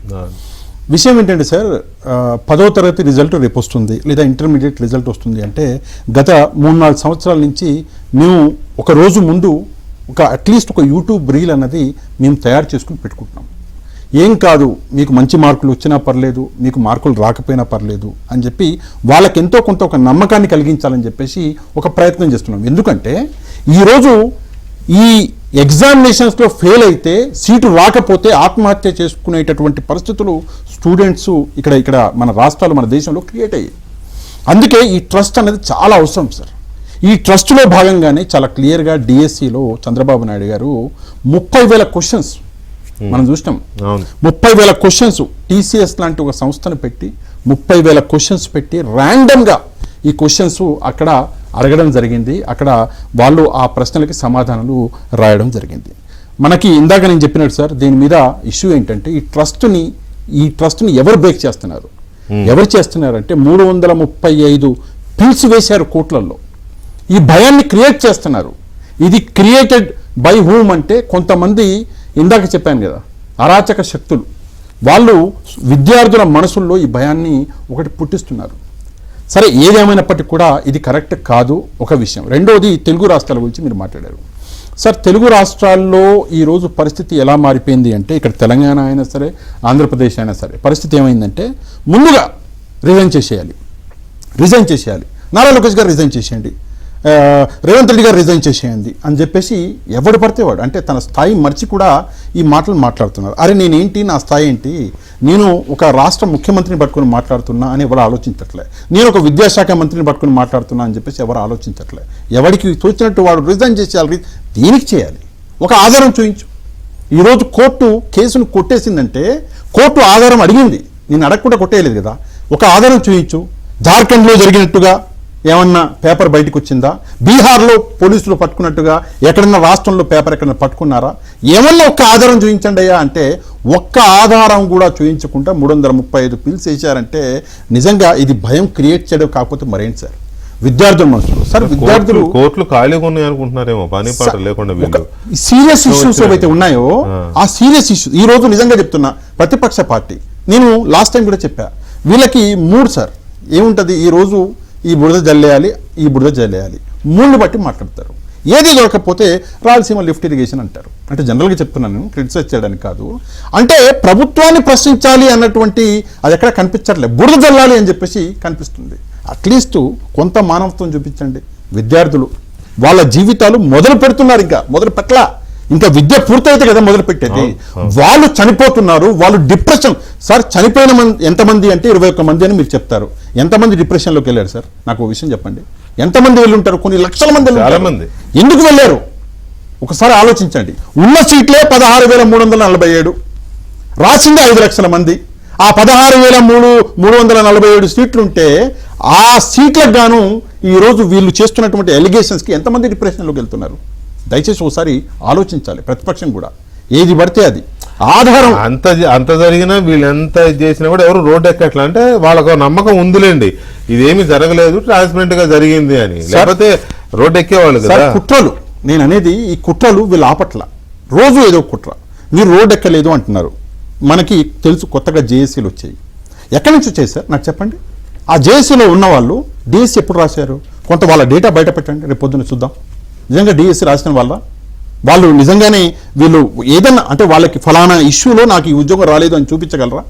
లేదు. ఎక్కడ పడితే అక్కడ కుట్రలు కుతంత్రాలు చేయడము, అక్కడ జేఏసీ అని ఇక్కడ అంటే వైసీపీతో కలిసి ఉంటే ఈ ఉద్యమం అనేది సాగదు. వీళ్ళు ఏం చేశారు అంటే ఇక్కడ కాక్రోచ్ జనతా పార్టీని చూశారు కదా. ఒకటి. రెండోది రాహుల్ గాంధీ గారి గురించి ఒక చిన్న విషయం చెప్తాను. రాహుల్ గాంధీ గారు కాక్రోచ్ జనతా పార్టీ ఆ ఉద్యమంకు వెళ్ళలే. నేను ఇంతకు ముందు కూడా చెప్పా, ఎందుకు వెళ్ళలేదు అంటే అది డీవియేట్ అయిపోద్ది, నేను వెళ్తే నా పార్టీ ముద్రేసేస్తారు అని వెళ్ళలే. సింపుల్. ఇక్కడ వీళ్ళు ఏం ఆలోచిస్తున్నారు, మన పార్టీ పేరుంటే ఈ ఉద్యమం ముందుకెళ్ళదు కాబట్టి ఒక జేఏసీని వెనుకుండి మేము నడిపిస్తాము. ఈ జేఏసీ అన్నది ఏం చేస్తుంది అంటే మొత్తం విద్యార్థులను ఇక్కడికి తీసుకొచ్చి పెద్ద ఉద్యమం చేస్తుంది, ఇక్కడ శాంతి భద్రతలకి ఆఘాతం వస్తుంది, రాష్ట్రంలో ప్రభుత్వం పడిపోద్ది, మళ్ళీ మేము ప్రభుత్వంలోకి వస్తాము అని చెప్పేసి చిన్న కుట్రలా సరే నాకు అర్థం కాదు. అరే మంచి చేయండి, పొద్దున్న లేస్తే ఏదన్నా ఒక మంచి పని అట్లీస్ట్ చూసి చూసి చూసి చెప్పి చెప్పి చెప్పి అలసిపోయాం సార్. చాలా చెప్పాం, చాలా విషయాల్లో మాట్లాడాం. ఇలా అంటే ఒక సందర్భంలో చెప్పవలసి వచ్చినప్పుడు ఇలా కాదండి ఇలా అని చెప్పి సలహాలు ఇచ్చారు సార్. శంఖం ఊదకూడదు సార్ కొంతమంది ముందు శంఖం ఊదితే మన బుగ్గంలో ఎప్పుడు తప్ప వాళ్ళ చెవులకి కనీసం అది సోక సార్, రక్తం వస్తుంది, మన కంఠం పగిలిపోవాలి తప్ప వాళ్ళకి ఇది చేయదు. అందుకని ఎట్లా చెప్పాలో వాళ్ళకే చెప్పాలి. వాళ్ళకి చెప్పే బదులు ప్రజలకు చెప్తే ఓహో వీళ్ళ మాట వినకూడదు అని ప్రజలన్నీ అర్థం చేసుకుంటారు. అలాంటి వాళ్ళ తప్పుడు ప్రచారాలు. అందుకనే నా ఉద్దేశం కూడా ఏంటంటే ఈ ప్రశ్న పత్రాలు లేకపోతే పరీక్షలు ఇటువంటి విషయాల్లో అంత గుడ్డిగా ఏదో జరిగిపోయిందని జరిగే ప్రచారాన్ని అంత తొందరగా కాన్ఫిడెన్స్లోకి తీసుకోవద్దు. అది ఒక క్రెడిబుల్ పర్సన్ లేదా ఒక క్రెడిబుల్ అసోసియేషన్, ఇప్పుడు మొన్న విద్యార్థులు చేశారు, అట్లాంటి వాళ్ళు ఏ పార్టీకి సంబంధం లేకుండా వచ్చిన వాళ్ళు మాట్లాడితే కొంత ఆలోచించాలి. అయితే రాజకీయ పార్టీలు దీన్ని బుధాన్ని వేసుకుని మాట్లాడుతున్న తీరు కానీ, నేను ఇప్పుడు అన్నట్టుగా తెలుగు రాష్ట్రాలు 2 రాష్ట్రాలకి ఇది ఒక కనెక్షన్ ఉంది. విద్యాశాఖ 2 కీలకమైన శక్తుల చేతిలో ఉంది. ప్రత్యేకించి తెలంగాణ ముఖ్యమంత్రి చేతిలోనే ఉంది, ఏపీలో లోకేష్ గారి చేతిలో ఉంది. సో ఈ పరిస్థితుల్లో తెలుగు రాష్ట్రాల్లో ముందు ఎలాంటి పరిస్థితి ఉండే అవకాశం ఉంది. ఎందుకంటే ఉద్యోగ నియామకాలు, తర్వాత రకరకాల టెస్టులు, ఎంట్రన్స్ పరీక్షలు ఇవన్నీ చాలా వస్తూ ఉంటాయి. ఇంకోటి ముందు నీట్ కూడా రద్దు చేసి ఎంసెట్ రాష్ట్రాల వారీగా పెడతారనే ఒక చర్చ కూడా నడుస్తూ ఉంది. సో వీటన్నిటి నేపథ్యంలో ఈ తెలుగు రాష్ట్రాల్లో ఏం జరగబోతాం, లోకేష్ ఎలాంటి చర్యలు తీసుకోబోతా ఉన్నారు, ఇక్కడ తెలంగాణ ముఖ్యమంత్రి రేవంత్ రెడ్డి గారు ఎలాంటి చర్యలు తీసుకోబోతా ఉన్నారు, పర్టికులర్గా పోలీసు శాఖలో చేయబోతున్న 700 పైచిలకు ఉద్యోగ నియామకాలకు సంబంధించి ఇంటెలిజెన్స్ ఇచ్చిన రిపోర్టు కానీ, నిన్న సాయంత్రం ముఖ్యమంత్రి రేవంత్ రెడ్డి హడావుడిగా రివ్యూ మీటింగ్ పెట్టి అధికారులకు కఠినమైన హెచ్చరికలు చేస్తూ ఆదేశాలు జారీ చేసిన పరిస్థితి కానీ ఎందుకు వచ్చింది, ఏమి ప్రెడిక్ట్ చేస్తున్నారు, ఏమి అనుమానిస్తున్నారు అంటే ప్రభుత్వాలు వేరే అనుమానాలు ఏవో వస్తున్నాయి ప్రభుత్వాలకి, పరీక్షల విషయంలో ఏవో శక్తులు ప్రయత్నించే చొరబడే అవకాశం ఉంది అని రామ్మోహన్ రెడ్డి గారు. ఇక్కడ తెలుగు రాష్ట్రాలు నేను మళ్ళీ ఎందుకు ఇది చేస్తున్నానంటే, సరే ఏపీలో ఎన్డీఏ ప్రభుత్వం ఉండొచ్చు, కానీ అక్కడ జగన్ ఉన్నాడు, వైసీపీ ఉంది అక్కడ బలంగా ప్రతిపక్షంగా. ఇక్కడ చూస్తేనేమో మీరు బీజేపీకి వ్యతిరేకమైన అంటే ఎన్డీఏతర పార్టీగా కాంగ్రెస్ అధికారంలో ఉన్నా, ఇక్కడ బలమైన బీఆర్ఎస్ 10 ఏళ్ళు పరిపాలించిన బీఆర్ఎస్ ప్రతిపక్షంలో ఉంది. ఇక్కడ విద్యాశాఖ చూస్తున్న వాళ్ళిద్దరు, ఇక్కడ ముఖ్యమంత్రిగా రేవంత్ రెడ్డి గారు, అక్కడ లోకేష్ గారు. అసలు టార్గెట్ అంటే మెయిన్ ఆ లోకేష్ గారిని కొడితే చంద్రబాబు నాయుడు గారిని కొట్టినట్టే కదా. అక్కడ జగన్మోహన్ రెడ్డి అదే పడుతున్నాడు, డిఎస్లో ఏమి జరగకపోయినా అదే పడుతున్నాడు. 3 నెలల నుంచి ఎన్నికలేక తపస్సు చేస్తున్నాడు, దాన్ని ఏదో రకంగా నిరూపించాలి, అదే జరగడం లేదు. ఇక్కడ ఆల్రెడీ మీకు ఒక సిమ్టమ్ వచ్చింది నిన్న, సిగ్నల్, నిన్నటి మీటింగ్ అదే కదా.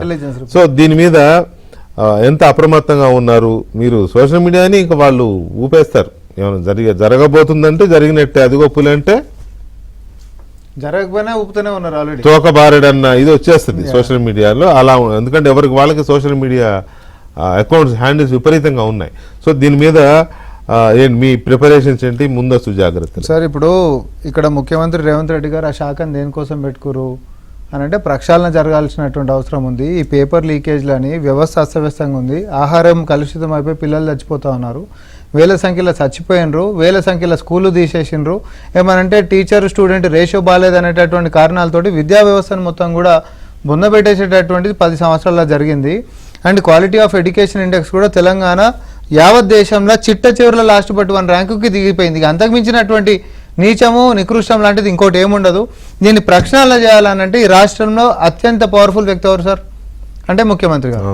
సో నా చేతిలో పవర్ఫుల్ ఉంటుంది కాబట్టి దానికి ఎంత కావాలంటే అంత చేస్తా, దాన్ని మాత్రం ప్రక్షాళన చేద్దాం. పిల్లలు బాగా చదువుకోవాలి, పౌష్టికంగా తినాలి, వాళ్ళతో పాటు బాధ్యతగా టీచర్స్ కూడా తినాలి, తద్వారా బాధ్యతతో ఉండంటారు. ఇంకొకసారి కంప్లైంట్స్ ఇవ్వరావని చెప్పి అత్యధిక రివ్యూలు 10 సంవత్సరాలు ఏ రోజు కూడా ఎడ్యుకేషన్ డిపార్ట్మెంట్ మీద రివ్యూలు జరగలేవు సార్. ఎందుకంటే కాస్మెటిక్ ఛార్జీలు, డైట్ ఛార్జీలు, తర్వాత యంగ్ ఇండియా ఇంటిగ్రేటెడ్ స్కూల్, తర్వాత చెప్పుకుంటూ పోతే గంట సేపు సరిపోదు. అన్ని ప్రక్షాళన మనం చేసుకుంటూ వస్తున్నప్పటికీ రాజకీయ కోణం వీళ్ళు ఎట్లా చూస్తున్నారంటే అత్యంత పవర్ఫుల్ వ్యక్తి దీన్ని హ్యాండిల్ చేస్తుండంటే దీంట్లోనే వైఫల్యం గిట్ట చూపెట్టినాం అనుకో మొదటనే కొట్టినట్టు అవుతుంది కదా. ఆయననే వైఫల్యం అయిపోయిందంటే నువ్వు ఆడ చేత కాదు అనేటటువంటి ఆరోపణలు మనం చేయొద్దని, అట్లాంటి అవకాశాలు వస్తలేవు. కాబట్టి పేపర్ లీకేజీలు చేసేటటువంటి అడ్డం పెట్టేసేసి ఆ కారణాలతో రాజకీయం చేస్తే బాగుంటుందనే కుట్రా కోణంలో ఈరోజు పార్టీలు ఆలోచిస్తూ ఉన్నాయి. నేను మొన్నటిది కూడా ఒక ఉదాహరణ నేను చెప్తాను sir, I just wanted to coat it. ఎందుకంటే ఓఎంఆర్ షీట్స్కి సంబంధించినటువంటిది పివి ఎక్స్ప్రెస్ వే కాడ పిల్లర్ కాడ కొన్ని పడిపోయిన అన్నట్టు ఇట్లా పేర్చి మరీ ఫోటో దింపినటువంటిది ఒకటి ఉండే కదా. అది జనరల్గా ఏంది సార్ అది అనంటే 3 సంవత్సరాలు అయిపోయి 2018కి సంబంధించినటువంటి ఓఎంఆర్ షీట్లు డిస్ట్రక్ట్ చేస్తారండి, అవి ఉంచుకోరు కదా, ఎప్పటికీ పేర్చుకోరు కదా. కోర్టు కేసులు కానీ ఇంకోటి కానీ ఏవి లేవు అని అంటే అవి తీసుకొని డిస్ట్రక్ట్ చేయాలి. దేనికోసం అంటే పిల్లలకు సంబంధించిన డీటెయిల్స్ ఏమాత్రం కూడా ఉండొద్దు అనేటటువంటి దాంతో, సిగ్నేచర్స్ అయినా లేకపోతే ఇంకోటి అనేది అన్ని డిస్ట్రక్ట్ చేయాలనేటటువంటి దాంట్లో అక్కడ ఏదో తీసుకొని పోతున్నప్పుడు ఏవో కొన్ని పేపర్లు ఆడ పడిపోయినట్టు దాని మీద విచారణ కూడా జరుగుతుంది, ఎఫ్ఐఆర్ అయింది, ఇంకా విచారణ జరుగుతుంది. 2 ఆఫీసర్లను కూడా సస్పెండ్ చేసినాము అండ్ 4గురికి షోకాజ్ నోటీసులు కూడా మనం ఇచ్చినాం. అది క్వశ్చన్ పేపర్లతో సంబంధం ఉన్నదా లేకపోతే ఇంకో దాంతో ఏమైనా గిట్ట సంబంధం ఉందా? మొత్తం అస్తవ్యస్తం అవకతవకలతోటి టీజీపీఎస్సీ ఉందని చెప్పేస్తారు. నీ హ్యామ్లో టీజీపీఎస్సీలో అవకతవకలు అనేటటువంటి పల్లి బటన్ వెళ్ళి కమ్ముకుంటే నీకు ఇంజనీరింగ్ పరీక్షల కాడికి మొదలు పెట్టుకుంటే డిస్ట్రిక్ట్ అకౌంటింగ్ ఆఫీసర్లు అయినా లేకపోతే ఇంకోటైనా ఒక పేపర్ కాదు కదా, అన్ని పేపర్ 2023 సంవత్సరం అనేటటువంటి పేపర్ లీకేజ్ల సంవత్సరం ఉండే 2016 ఎంసెట్కి నుంచి మొదలు పెట్టుకుంటే నీ ఎప్పుడు అట్లుందా? తెలంగాణలో అట్లాంటివి జరగదు, పారదర్శకంగా నేను వ్యవస్థను నిర్మిస్తా అని చెప్పి ముఖ్యమంత్రి గారు పెట్టుకుంటారు. గ్రూప్ 1 గ్రూప్ 2 ఇవన్నీ చేసుకుంటూ వచ్చినాం. ఏ రోజైనా పేపర్ లీకేజ్ అయిందా తెలంగాణలో? జరగలే కదా. కానీ కుట్రలు మాత్రం ఏంది అంటే ఏదో ఒకటి చేయాలి, ఏదో ఒకటి జరగదు. ఎందుకంటే నేషనల్లో ఈరోజు ఒక ఊపు ఏముంది అనంటే ప్రశ్నపత్రాలకు సంబంధించినటువంటి స్టూడెంట్స్లో ఒక జోష్ ఉంది. ఎందుకంటే మనం సాధించడం అనేటటువంటి ఆ జోష్ని అడ్డం పెట్టుకొని దొంగతనం మనమే చేస్తే వాళ్ళ మీద ఆపాదిస్తే వీళ్ళే వాళ్ళ దగ్గరికి చేస్తారనేటటువంటి కుట్ర. ఈడ వాళ్ళ టార్గెట్ ఎవరు అనంటే అమాయకపు స్టూడెంట్స్, అమాయకపు యువకులు. వాళ్ళని అడ్డం పెట్టుకొని ప్రభుత్వాన్ని బదనాం చేస్తారు. ఇదేం చేస్తారు, ఏం జరగకపోయినా సోషల్ మీడియా మాధ్యమాలలో జరిగిందని ఒక 1,00,000 2 లక్షలు 1 మిలియన్ వ్యూస్ బూస్ట్ కొట్టి వేసేసేసినా కూడా 10 మంది నమ్మి అటు ఇటు అయినా కూడా ప్రభుత్వానికి క్రిమినల్ వేస్ట్ అనే పదాన్ని యూజ్ చేసినట్టు. అప్పుడు ఏమవుతుంది, 5 మంది 10 మంది కాదు, జస్ట్ ఆత్మహత్య ఎత్తమనే దాన్ని తీసుకొచ్చిన పేపర్ ఏమంటారు ప్రెస్ అడ్రస్ ఎట్లా చేసిండో ఒకరో ఇద్దరు వీళ్ళు ఎంత దరిద్రం అయిపోయింది అని అంటే పిల్లలు చచ్చిపోతే బాగుండు మాకు రాజకీయంగా లబ్ధి పొందుతుంది అనేటటువంటి నికృష్టపు ఏమంటారు ఆలోచనలకి నాయకులు పోయిన తర్వాత, ఎందుకంటే చరిత్ర కూడా కదే కదా, అడ్డం పెట్టిండ్రు, కిరోసి నీళ్ళు పోసుకుండ్రు, అగ్గిపెట్ట నీళ్ళకి దొరకలేవు, వాళ్ళేమో తగలబడుకున్నారు, వీళ్ళేమో రాజ్యభోగాలు అనుభవించారు, వాళ్ళేమో అడ్రస్లు లేవని చెప్పారు. ఇప్పుడు కూడా అంతే, రైలు పట్టాలు కోసేసేయరి, అధికారులని ఏమంటారు అధికార పత్రాలను తగలబెట్టేసేయరి, లేకపోతే ఏముంది ఏడిపోయినా కూడా కేసులు అయితే అని చెప్పి రెచ్చగొట్టేటటువంటి తీరు వీడియో ఎవిడెన్స్లలో వస్తే ఆ నేతలు మనం జైలుకు పంపించినటువంటిది. ప్రజాస్వామ్యంలో ఎప్పుడైనా సార్ గతంలో వాళ్ళు ఏం చేశారు, ఇవాళ మేమేం చేస్తున్నాం, వాళ్ళకంటే మేము బేహతర్ చేస్తే ఒక లెక్క, వాళ్ళకంటే మేము గిట్ట తక్కువ చేసాం అనుకో, పారదర్శకంగా బేరీజ్ వేసుకొని ఇక ప్రజల ముందు చెప్తే న్యాయ నిర్ణేతలు వాళ్ళే కాబట్టి చూసే రాజకీయం మనం చూసినాం. ఇప్పుడు అట్లా లేదు, క్రిమినల్స్ అనేటటువంటి అవతారాలు ఎత్తేసేసుకొని ప్రభుత్వాలని పడగొట్టాలంటే పేపర్ లీకేజీలు జరగకపోతే పేపర్ లీకేజీలు జరిగినట్టు, లేకపోతే ఇంకేదో హింస జరగకపోతే హింస చేయాలనేటటువంటి దురుద్దేశంతో ప్రతిపక్షాలలో ఉంటున్నటువంటి వాళ్ళే ఒకవేళ గిట్ట కుట్రలకు కుతంత్రాలకు చేసిండ్రు అనుకోండి, దానికి కూడా మేము ప్రిపేర్డ్గా ఉన్నాం. కాబట్టి ఈరోజు ముఖ్యమంత్రి గారు ఇంటెలిజెన్స్ రిపోర్ట్ తోటి పారదర్శకంగా ప్రింటింగ్ దగ్గర నుంచి మొదలు పెట్టుకుంటే పబ్లిషింగ్ అయినా లేకపోతే లాజిస్టిక్ ట్రాన్స్పోర్టేషన్ అయినా ఇవన్నీ మనం చూసుకోవాల్సినటువంటి అవసరం ఉంది. పొరపాటున 700 పోస్టులు అనగానే 7,500 సుమారు 7,430 సుమారు 7,500 పోస్టులు అంటే మీరు ఆ పోస్టుల్ని చాలా పకడ్బందీగా చేసి ఒక న్యూ మోడల్ ఇవ్వాల్సిన అవసరం ఉంది ఇండియాకి, కొత్త పద్ధతిలో నిర్వహించి. ఇంకొక విషయం చెప్తా, చైనాలో గౌకావ్ అనేటటువంటిది నేషనల్ ఎంట్రన్స్ వరల్డ్స్ హైయెస్ట్, 1,30,00,000 మంది పిల్లలు రాస్తారు దాన్ని, 1,30,00,000 మందిని రాస్తారు. 3 నెలల ముంగటనే ఆ స్టాఫ్ ఎవరైతే ప్రిపేర్ చేస్తారో వాళ్ళని క్వారంటైన్ జోన్లకి పట్టుకొని పోతారు. అలాగ ఫోన్లు గిన్లు లాంటివి ఏముండవు. పేపర్ లీకేజ్లు అనేటటువంటి చైనాలో సమస్యనే కాదు అసలు, అట్లాంటివి ఎప్పుడు చూడరు వాళ్ళు. కానీ మన కాడ మాత్రం 3 సంవత్సరాలు 2 సార్లు నీట్ పేపర్ లీకేజ్ అవుతుంది. ఆయన మంత్రి గారు 7 సంవత్సరాల నుంచి ఉంటాడు. నేను అనేది ఏంటి అని అంటే కప్పిపుచ్చుకోవడమో, పిల్లల్ని బద్నాం చేయడమో, పిల్లలు వచ్చి పార్లమెంటు తగలబెడుతున్నాడు, ఆ సిచ్యువేషన్స్ రానిచ్చుకోదు కదా. ఈరోజు ముఖ్యమంత్రి గారు చెప్పింది కదే, అట్లాంటి సిచ్యువేషన్స్ రానిచ్చుకోకుండా ప్రివెంటివ్ మెజర్స్ ఎప్పుడైతే ప్రభుత్వం తీసుకుంటుందో తర్వాత పిల్లలనైనా బద్నాం చేయించేటటువంటి ఆస్కారం కూడా ఉండొద్దు అనేటటువంటిది మాది. దీంట్లో పాపం పావులవుతారు వాళ్ళు, రాజకీయంలో ప్రతిపక్షాలు ఆడేటటువంటి ఈ కుతంత్రాలలో పిల్లలు పావులవుతారు. కాబట్టి ఆ పిల్లల్ని కాపాడేటటువంటి బాధ్యత కూడా ముఖ్యమంత్రి గారు చేసి పకడ్బందీగా పరీక్షల్ని మనం నిర్వర్తించాలి, ప్రశ్నపత్రాలైనా ఏవైనా కూడా పారదర్శకంగా ఉండాలనేటటువంటి దానికి మేము ప్రిపేర్డ్గా ఉన్నాం.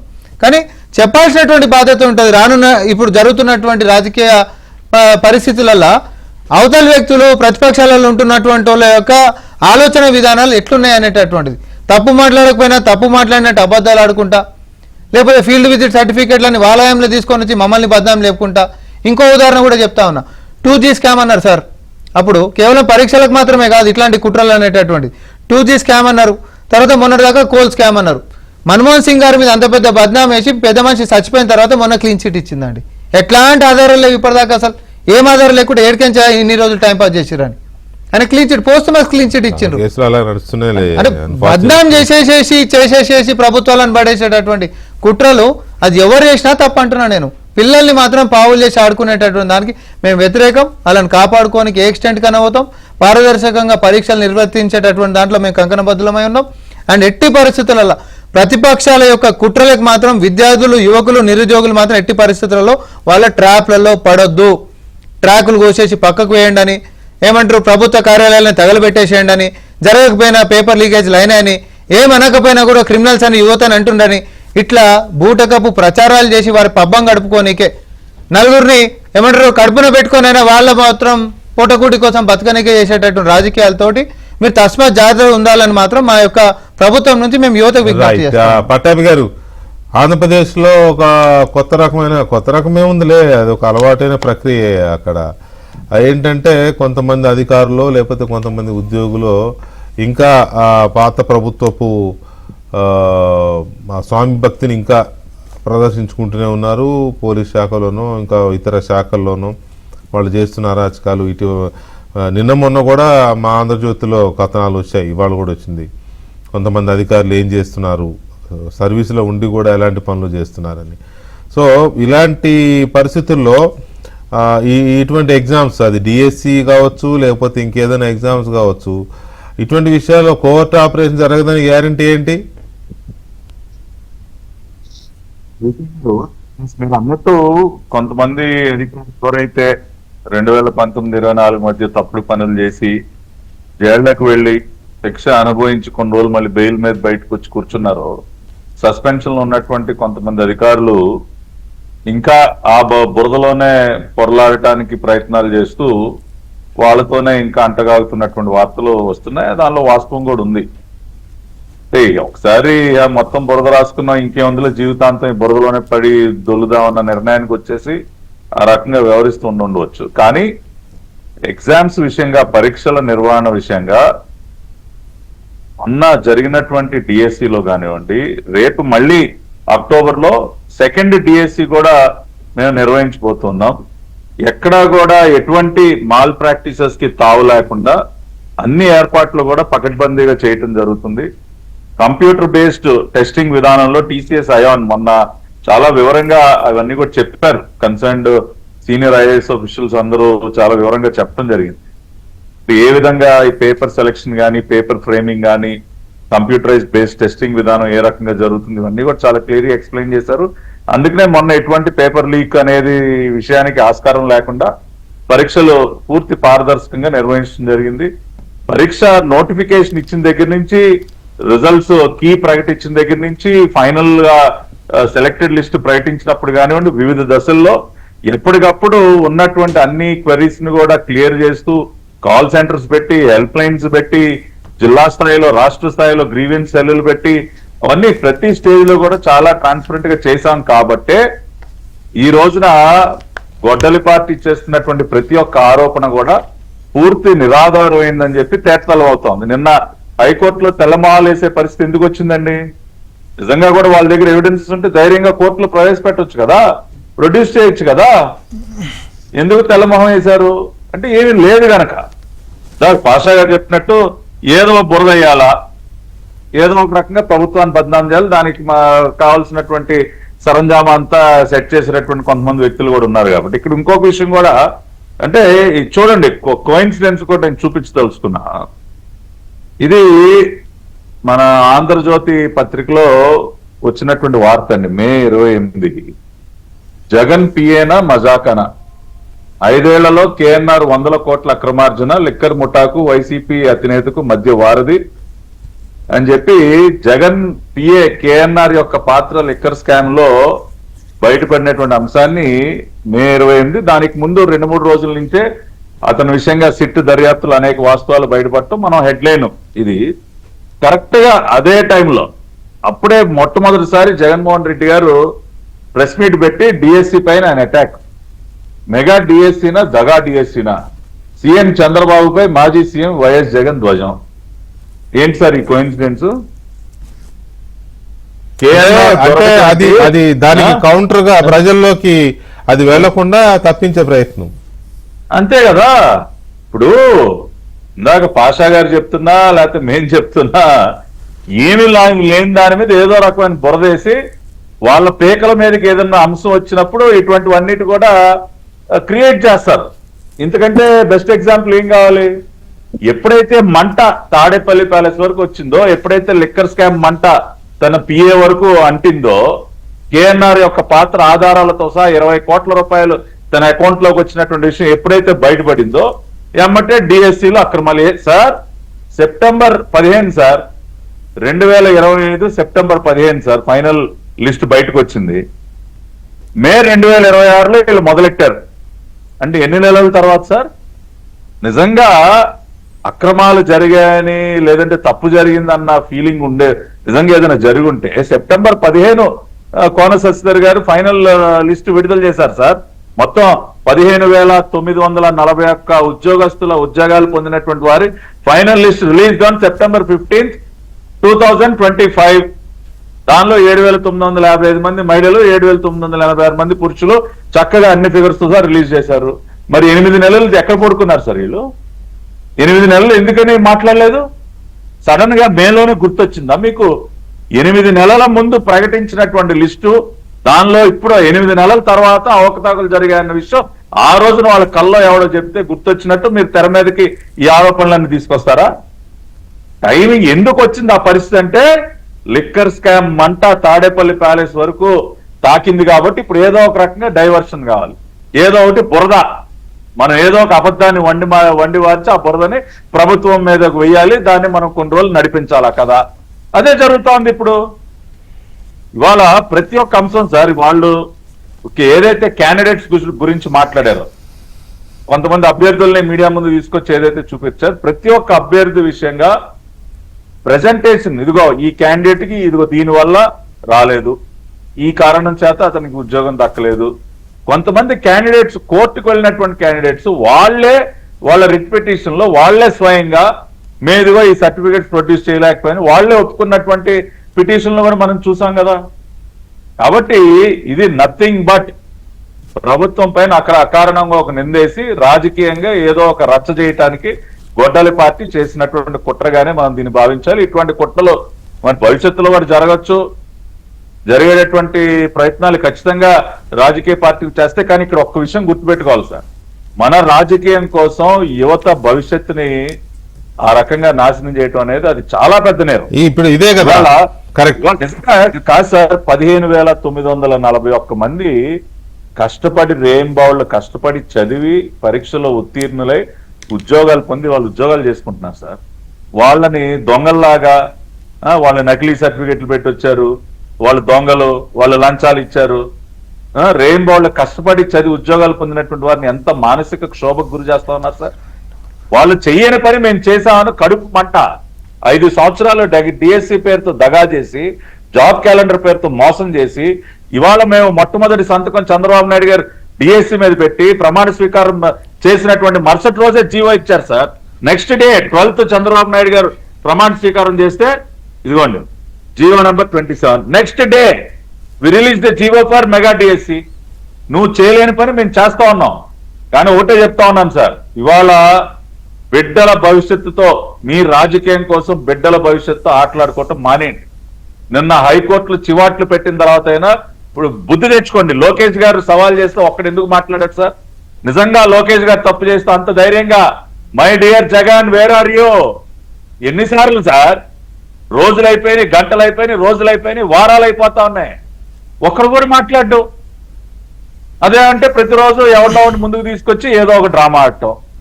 కాబట్టి ఖచ్చితంగా మళ్ళీ ఎంత పారదర్శకంగా అయితే 2025లో డిఎస్సి నిర్వహించామో మళ్ళీ రేపు అక్టోబర్లో రెండోసారి డిఎస్సి నిర్వహించిపోతూ ఉన్నాం. అంతే పారదర్శకంగా ఎక్కడ ఎటువంటి మాల్ ప్రాక్టీసెస్ కి తావు లేకుండా చేస్తాం.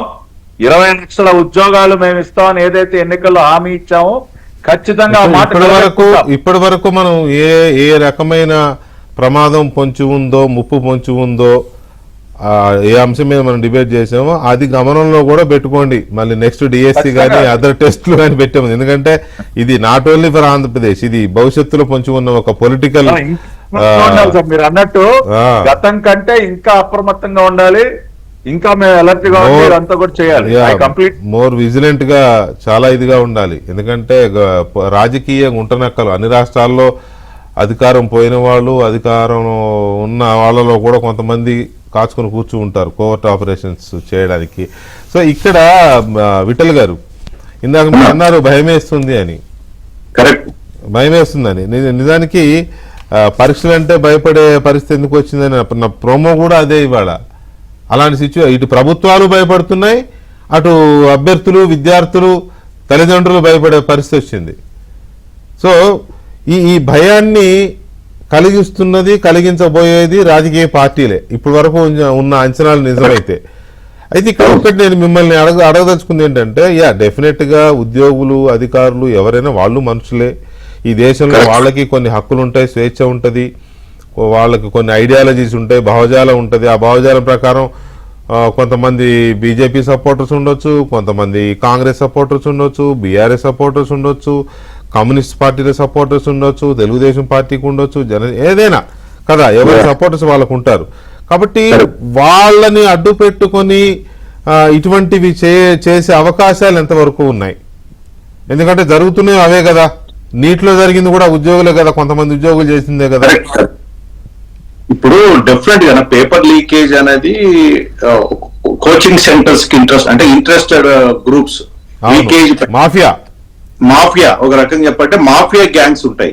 అంటే అది మాఫియా గ్యాంగ్స్ కోచింగ్ సెంటర్స్ రూపంలో ఉండొచ్చు, లేదంటే ఎగ్జామ్ జాబ్స్ ఇప్పిస్తాము మీకు అని లక్షలు వసూలు చేసి కాంపిటేటివ్ ఎగ్జామ్స్ లో ఏదైనా బెనిఫిట్ అంటే పేపర్ లీకేజ్ బెనిఫిట్ చేసే గ్రూపులు ఉండొచ్చు. ఈ గ్రూప్లలో పాలిటిక్స్ చేస్తే ప్రమాదం అనేది. పొలిటికల్ పార్టీ వీళ్ళు దూరం ఉండాలి. వాళ్ళు కూడా ప్రజలతో సంబంధాలు ఉన్న వ్యక్తులే, కుటుంబాలు, లక్షలాది కుటుంబాలకు సంబంధం ఉన్న వ్యక్తులు. కాబట్టి పాలిటిక్స్ అనేవాడు డెఫినెట్ గా పొలిటికల్ పార్టీస్ ఈ వ్యవస్థకు చాలా దూరంగా ఉండాలి. ప్రభుత్వం అంటే నేను సర్వీస్ కమిషన్ మెంబర్ ఉన్న అనుభవంతో చెప్తున్నాను, ప్రభుత్వం కాంపిటేటివ్ ఎగ్జామ్స్ చాలా రకాల రిఫార్మ్స్ తీసుకురావాలి. మేము కొంత చేశాం. అంటే మొత్తం పేపర్ అంటే ఫిజికల్ పేపర్ అనేది ఉండకూడదు ఎగ్జామ్స్ లో, కాంపిటేటివ్ ఎగ్జామ్స్ లో. ఎట్లా సాధ్యం? లక్షలాది మంది పెడితే ఎన్ని కంప్యూటర్స్ ఎట్లా వస్తాయంటే డెఫినెట్ గా చేయొచ్చు. అంటే ఇప్పుడు ఆంధ్రప్రదేశ్ కానీ తెలుగు స్టేట్ కానీ నాకు తెలుసు 50,000 మంది ఓట్లు వేస్తలేదా వితౌట్ బ్యాలెట్ పేపర్? ఎగ్జాక్ట్ కదా. అంటే దీని ఏమంటే ఒక 50,000 మంది వరకు, 50,000 లక్ష వరకు అవసరమైతే కంప్యూటర్స్ అరేంజ్ చేసే కెపాసిటీ ఉంటుంది. ప్రైవేట్ ఆర్గనైజేషన్ ముఖ్యంగా టాటా, టీసీఎస్ వాళ్ళు, అయాన్ వంటి ఆర్గనైజేషన్స్ ని మనం కొలాబరేషన్ చేసుకోగలిగితే డెఫినెట్ గా సక్సెస్ అవుతాం. ఇంకోటి ఏంటంటే ఇక్కడ స్క్రీనింగ్ చేయడానికి లక్షలాది మంది అప్లికేషన్స్ పెట్టుకున్న స్క్రీనింగ్ చేయడానికి ప్రిలిమినరీ టెస్ట్ ఒకటి పెట్టేసి మెయిన్ ఎగ్జామ్ మొత్తం కంప్యూటర్ బేస్డ్ ఎగ్జామ్ పెట్టాలి. తర్వాత దీనిలో ఏ వాడొచ్చు, ఆర్టిఫిషియల్ ఇంటెలిజెన్స్ వాడొచ్చు. కంప్యూటర్ బేస్డ్ ఎగ్జామ్ అయిపోగానే ఒక హాఫ్ అన్ అవర్ లోనో 1 hour లో తనకి మెయిల్ కి మార్క్ షీట్ తో సహా ఆన్సర్ షీట్, మార్క్ షీట్ వచ్చే కూడా మనం టెక్నాలజీని వాడొచ్చు. అప్పటికప్పుడు కూడా మార్క్స్ వచ్చే టెక్నాలజీ కూడా ఉంది, మనం తీసుకోవచ్చు. కంప్యూటర్ ఎగ్జామ్ అయిపోగానే క్లిక్ కొట్టంగానే మార్కులు చేసే టెక్నాలజీ కూడా ఉంది. ఇవన్నీ కూడా రిఫార్మ్స్ ఇంట్రడ్యూస్ చేయగలిగితే ఈ పేపర్ లీకేజ్ అరికట్టడం ఉంటుంది. అన్నిటికి మించి ప్రభుత్వం అనేది ముఖ్యంగా ముఖ్యమంత్రి స్థాయి వ్యక్తులు చాలా సీరియస్ గా పరీక్షల పైన చాలా ట్రాన్స్పరెన్సీ, యూనిటీ అండ్ ఇంటిగ్రిటీ ఉన్న వ్యక్తులను మాత్రమే బాధ్యత ఇవ్వాలి. అట్లాంటి వ్యక్తులను ఐడెంటిఫై చేయాలి, పర్సనల్ కేర్ తీసుకోవాలి అన్నిటికీ మించి. ఇప్పుడు ముఖ్యమంత్రి గారు నిన్న ఒక మాట చెప్పారు, ఈ 7,400 ఎగ్జామ్స్ కి మేము ఎగ్జామ్ చేస్తున్నాం, మీద పేపర్ లీకేజ్ కుట్రలు జరుగుతున్నాయి. ఆ కుట్రలు ఎవరు ఛేదించాలి?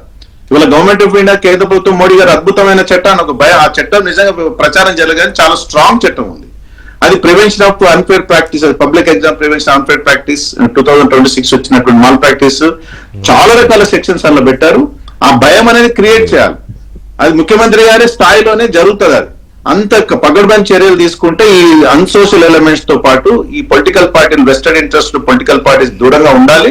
అవసరమైతే ప్రతి ఎగ్జామ్ ముందు ఏదో రూపంలో ఎగ్జామ్ ముందు ఆల్ పార్టీ మీటింగ్ పెట్టి ఒక రకమైనటువంటి అందరి బాధ్యత ఉంటుంది. ఇలా పరీక్షలు అందరి వాళ్ళు ఉంటారు, అన్ని కుటుంబాలు ఉంటాయి, అన్ని పార్టీల కుటుంబాలు ఉంటాయని చెప్పి ఒక మెసేజ్ ఇవ్వగలిగితే పకడ్బందీ ఎగ్జామ్ జరగడానికి ఆస్కారం. కరెక్టే, ఇది మంచి ఆలోచన. దీని మీద ప్రతి కాంపిటేటివ్ ఎగ్జామ్ కావచ్చు, లేకపోతే నోటిఫికేషన్లకు సంబంధించిన ఉద్యోగ నియామకాల దీనికి సంబంధించి కావచ్చు, వీళ్ళు ఒక ఎక్స్పర్ట్స్ తో ఒక రౌండ్ టేబుల్, ఒక మీటింగ్ లాంటిది ప్రభుత్వం నిర్వహించి ఎక్స్పర్ట్స్, సరే ఆల్ పార్టీ అంటే అది వీలు కాకపోవచ్చు, రాజకీయ పరమైన కరెక్ట్. ఇప్పుడు కేంద్రం ఎలాగైతే టాస్క్ ఫోర్స్ ఏర్పాటు చేసిందో అట్లా టాస్క్ ఫోర్స్ లేకపోతే మేధావులతో ఒక సమావేశం చేస్తే బాగుంటుంది. ఏ రాష్ట్రమైనా చేసి ఫుల్ ప్రూఫ్ గా చేస్తేనే. ఇప్పుడు ప్రభుత్వాలు మారతాయా, పార్టీలు బదనాం అవుతాయా అనే దానికంటే లక్షల మంది విద్యార్థులు ఆగమైపోతారు, ప్రాణాలు పోతాయి, కెరీర్లు పోతాయి, భవిష్యత్తు అంధకారం అయిపోయే నమ్మకం పోతుంది. కరెక్ట్, నమ్మకం పోతుంది. ఇప్పటికే చాలా భయంకరంగా ఉంది పరిస్థితి. కామెంట్స్ కానీ లేకపోతే ఇటువంటివి చూస్తూ ఉంటే వ్యవస్థల మీద నమ్మకం పోతుంది. మన వ్యవస్థల్ని మనమే డీగ్రేడ్ చేసుకుంటున్నామనేమో అనిపిస్తుంది. సరే, ఎనీవే అది భవిష్యత్తు నిర్ణయిస్తుంది అనుకోండి. Anyway, thank you very much Vithal గారు అండ్ పట్టాభిరామ్ గారు, రామ్మోహన్ రెడ్డి గారు అండ్ పాషా గారు. థ్యాంక్ యూ వెరీ మచ్ అండి. ఇది వాళ్ళ